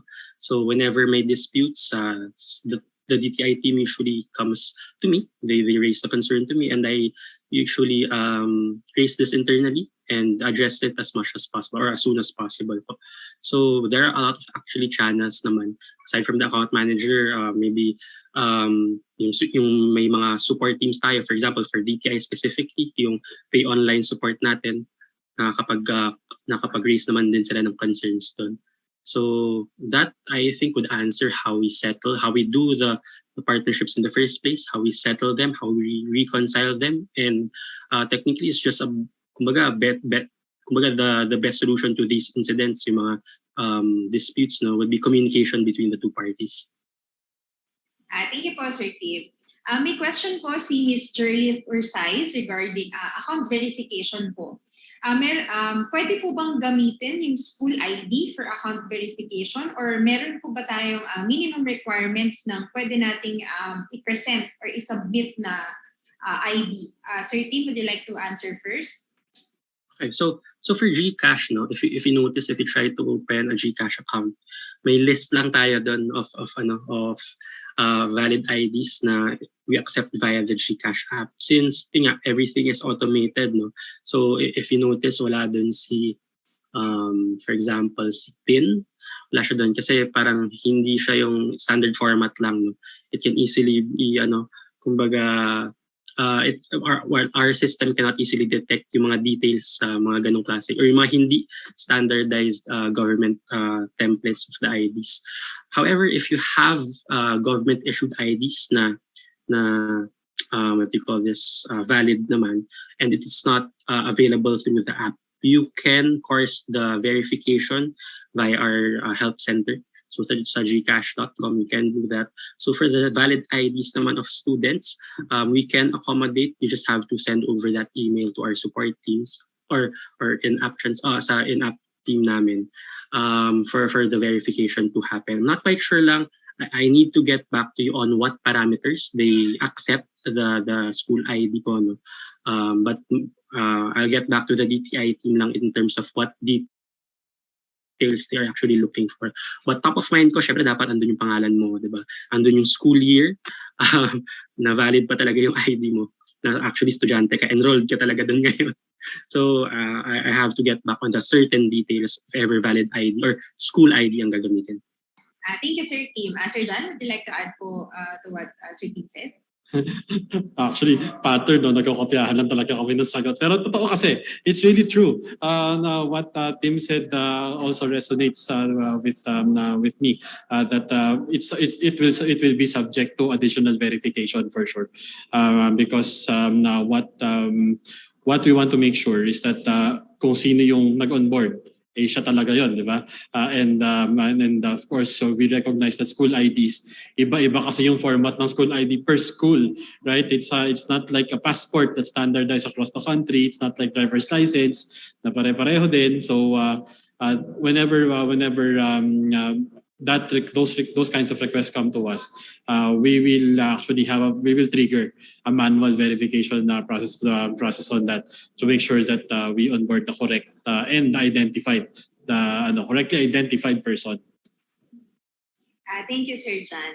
Next question po is addressed to Sir Tim in GCash. What is the difference between GCash and ECPay, both facilities from Globe that seems to have the same features? So this question po is from Miss Vivian Alarcato. Sir Tim?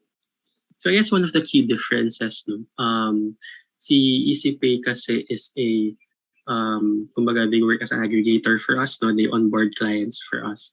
So with GCash, we actually have that GCash app wherein marami yung mga use cases na pwede nyo gawin. Kumbaga si ECPay is one of our partners who help us onboard these different merchants. Pero at the end of it, si GCash pa rin talaga yung process. So basically, para silang naging middleman of some sort ni GCash ko. Right. Thank you po, Sir Tim, for your clarification. Next question naman po, this is about consumers na interested maging partners ng GCash and PayMaya. Ang question po is, may bayad ba in setting up GCash or PayMaya cash-in or cash-out partners? What are the requirements to be eligible for this? So maybe Sir John can answer first. So ito po ay para sa mga interesadong maging partners po. You can always kasi iba-iba po yung implementation yan, no? So I would say that the best way to determine if there are fees or not and what's the process is to really reach out to PayMaya. All of our FAQs naman are actually on our social media pages, on our website. You can always look up our products on them, and if you're interested, there will be contact numbers too, and emails on those sites, so that you can check the particular product that you are interested in. Thank you, Sir John. Sir Tim? Yeah, so similar then to PayMaya. So technically, tama rin si John. With GCash naman, it would actually depend on which service you are actually partnering with us with. But in terms of the sari-sari stores kanina, yun na-mention ko, for the cash in and cash out of the sari-sari stores, you just have to click the icon in the app. Andun na rin yung mga list of requirements for the cash in cash out via the sari-sari stores. And then for the other use cases naman, for example, scan to pay bills, or yung mga scan to pay bills and pay online. You can I'll type our link here in the chat box. You can explore, and then you can also course your application through this website din po. All right. Thank you po, Sir Tim. Next question naman po, this is from Sir Rember Maginsay. How can I contact PayMaya and GCash to incorporate their API to our mobile app? So, Sir John, who would you Sure. For integrations, I guess it really starts with our account managers pa din. If you're interested to explore a potential partnership and that will involve actually API communications between our systems and yours, you can start that conversation by again reaching out to our sales channels that are actually in our FAQs in the app and in our website. So and what happens there is that sabi ko nga, diba, product development is really a team of teams. So what they'll do is actually talk to our product teams, talk to tech, talk to security and anti-fraud to help set up a secure infrastructure that will enable that relationship, that relationship. So yun, there are opportunities naman to make that happen. Thank you, Sir John. Sir Tim? Well, for us, sorry, may I get the name of the person who asked the question pala? This is from Sir Rember Maginsay. Alright, so Sir Rember, I believe meron kang mobile app, no? And gusto mo mag-connect either kay PayMaya or kay GCash or both. syempre mas happy tayo, diba? So aside from the link that I sent here no sa chat box in gcash.com/business, maybe sir if you can send me a direct message of your email address, I'll have someone from our team reach out to you to help start up or start this conversation between you, your company, and GCash po. Thank you po. Limited na lang po yung questions na mababasa natin. So thank you po sa mga nagtatanong pa. Next question naman po, this is addressed to GCash, to Sir Tim. Is there a way for consumers or users to know if the person they are transacting with or seller has a verified account? So in essence, no,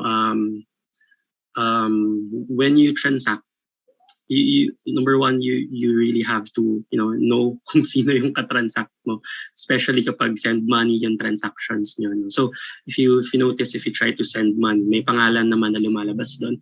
And for example, hindi mo talaga kilala yung katransact mo. It would be best din siguro if they can share with you the screenshot of their verification. So makikita naman dun sa GCash app niyo if you are fully verified, if you are just a basic user, semi-verified or fully verified. So maybe that's one action on the consumer end. Maybe you can ask from the person you're transacting with. Thank you, Sir Tim.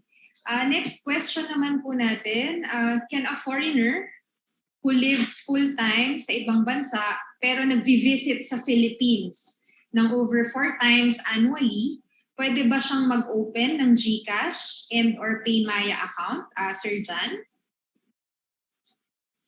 Okay, so we have rules for foreign individuals, and it really depends actually on the territory. So if that person, if we can verify that person, and we won't be violating any AMLC laws or BSP for that matter, we can talk naman and see how we can support those kinds of use cases for our consumers. Thank you, Sir John. Sir Tim? So yes, for GCash, we can open an account for foreign individuals. No? However, may additional or may iba pang hinihinging requirements sa kanila. So the answer is yes, we can do that. May additional assessments na involved with it. But just a fun fact naman din po.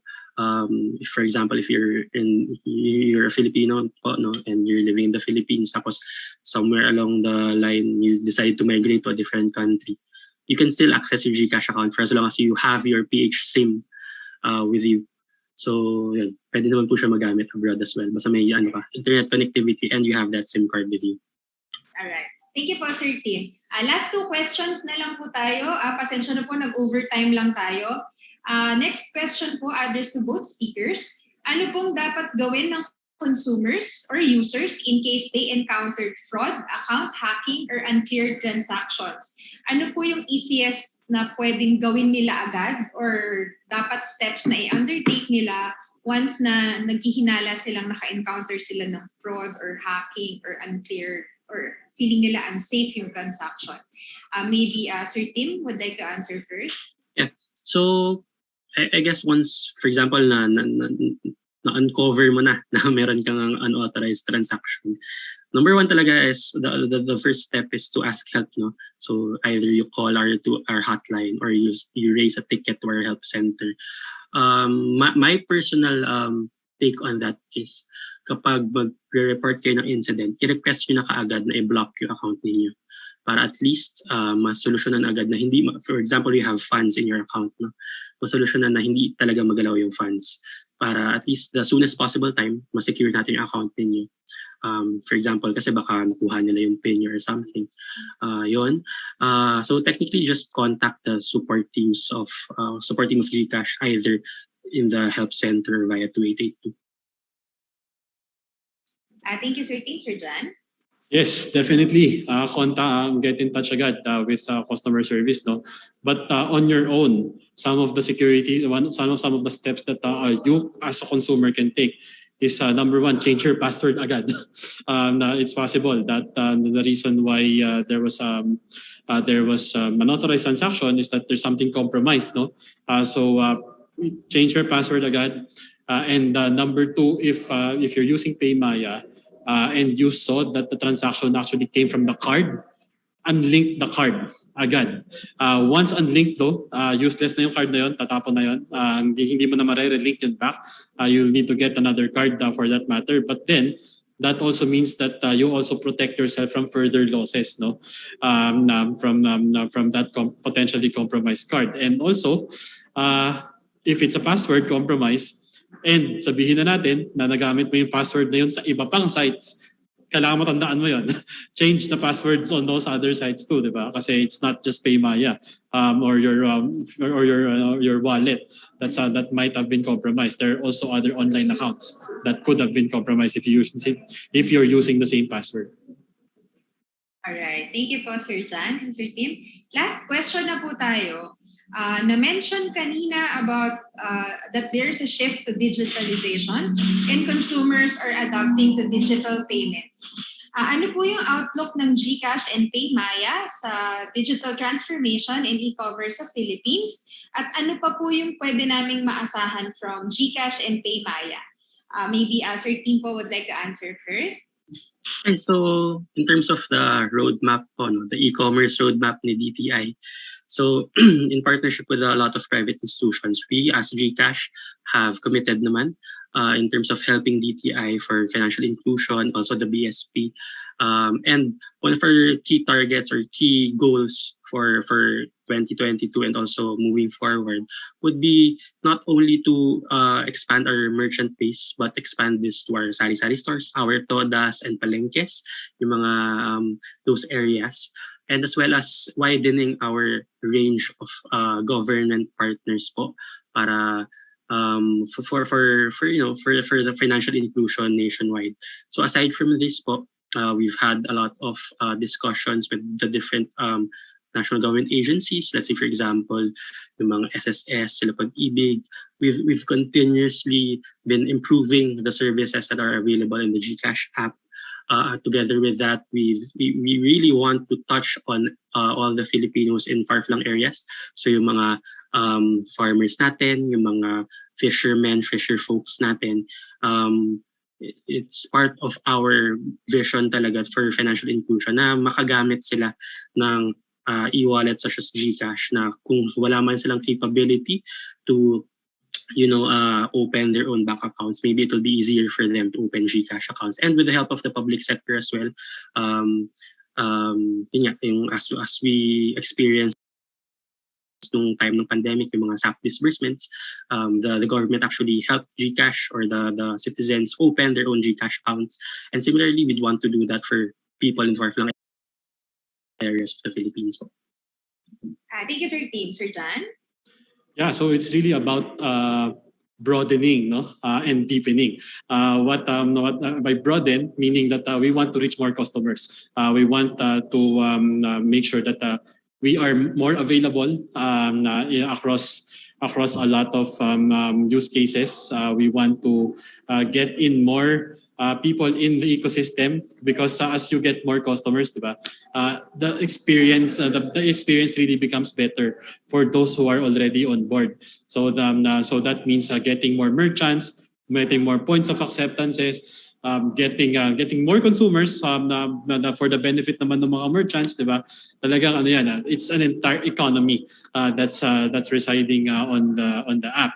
And deepening is really giving better experience in terms of product features for our already existing customers, because the vision really is to make sure that for anything digital financial, there's only one stop shop for that, and we want to make sure that what the market wants, ano yung mga gusto ng mga consumers natin, we offer in the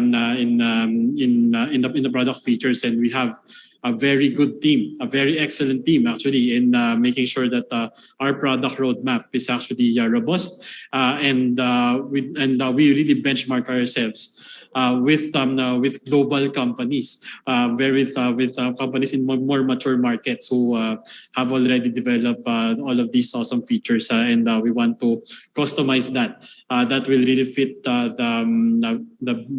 Filipinos and how we use financial services in the country. Thank you po, Sir John and Sir Tim.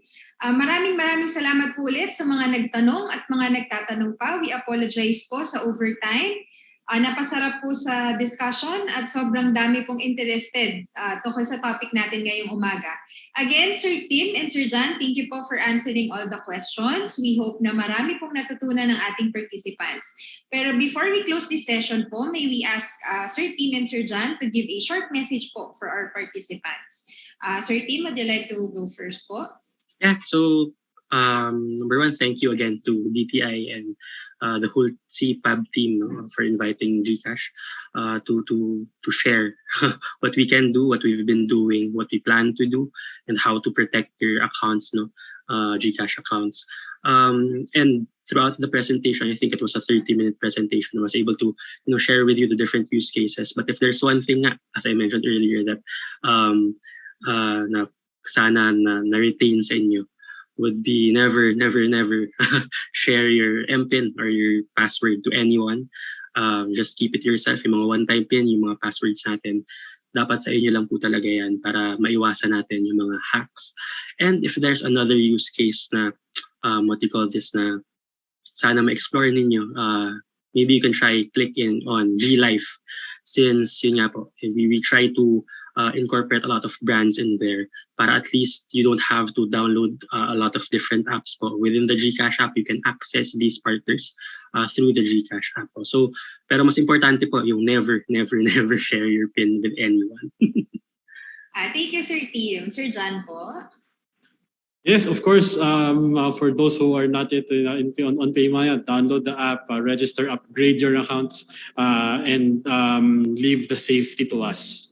Really, now we will make sure that really the best, that really the best possible protection is offered for our consumers, and have confidence that we will always have your back, and we will do what it takes to offer the best seamless customer experience for everyone. Thank you. Thank you po, Sir John. Muli, maraming salamat po sa GCash at PayMaya, Sir John Encina and Sir Tim Gatmaytan. At mula po sa Consumer Protection Group, this is to formally close our webinar po for today. Maraming salamat po sa ating participants na nakasama natin ngayong umaga. Huwag niyo pong kalimutang samahan kaming muli sa aming mga susunod na webinars. Our announcement po will be posted in our social media accounts. For more updates, please like, follow, and subscribe to our Facebook, Instagram, Twitter, and YouTube account, DTI Philippines and DTI Consumer Care. Also, kindly accomplish po and submit the survey form para makakuha din po kayo ng link at para ma-download ang presentations na ginamit ngayong umaga. Thank you so much po everyone and stay safe.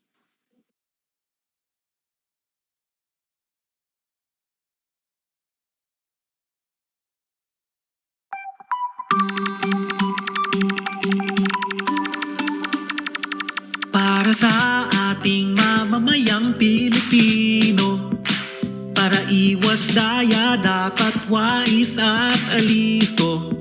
Mainam maging mapagmatsyag at mapanuri tayo, palakasin ang boses ng ating mga consumer. Dapat tama bawat presyo at serbisyo, produktong pasado lalo ang mga pangunahing bilihin. Ang kalidad ng mga produkto at serbisyo ay pangalagaan ng lahat, tayo ay panalo. Layunin ng DTI ito, ipatupad Price Act 7581, Consumer Act 7394, Product Standards 4109, for Consumer Care at iba pa, Tayang 1384. ipalaganap karapatan at tungkulin, kaalaman mula sa consumer ibahagi. Tulay sa kaunlaran, kalakalan ay palakasin. Ito ang pagbabago para sa ikabubuti natin. Dapat tapat bawat presyo at serbisyo. Produktong pasado, lalo ang mga pangunahing bilihin. Ang kalidad ng mga produkto at serbisyo ay pangalagaan ng lahat. Tayo ay panalo. Layunin ng DTI ito. Ipatupad Price Act 7581, Consumer Act 7394, Product Standards 4109, for consumer care at iba pa, tayang 1384. Dapat tama, dapat tapat, mula sa DTI ito.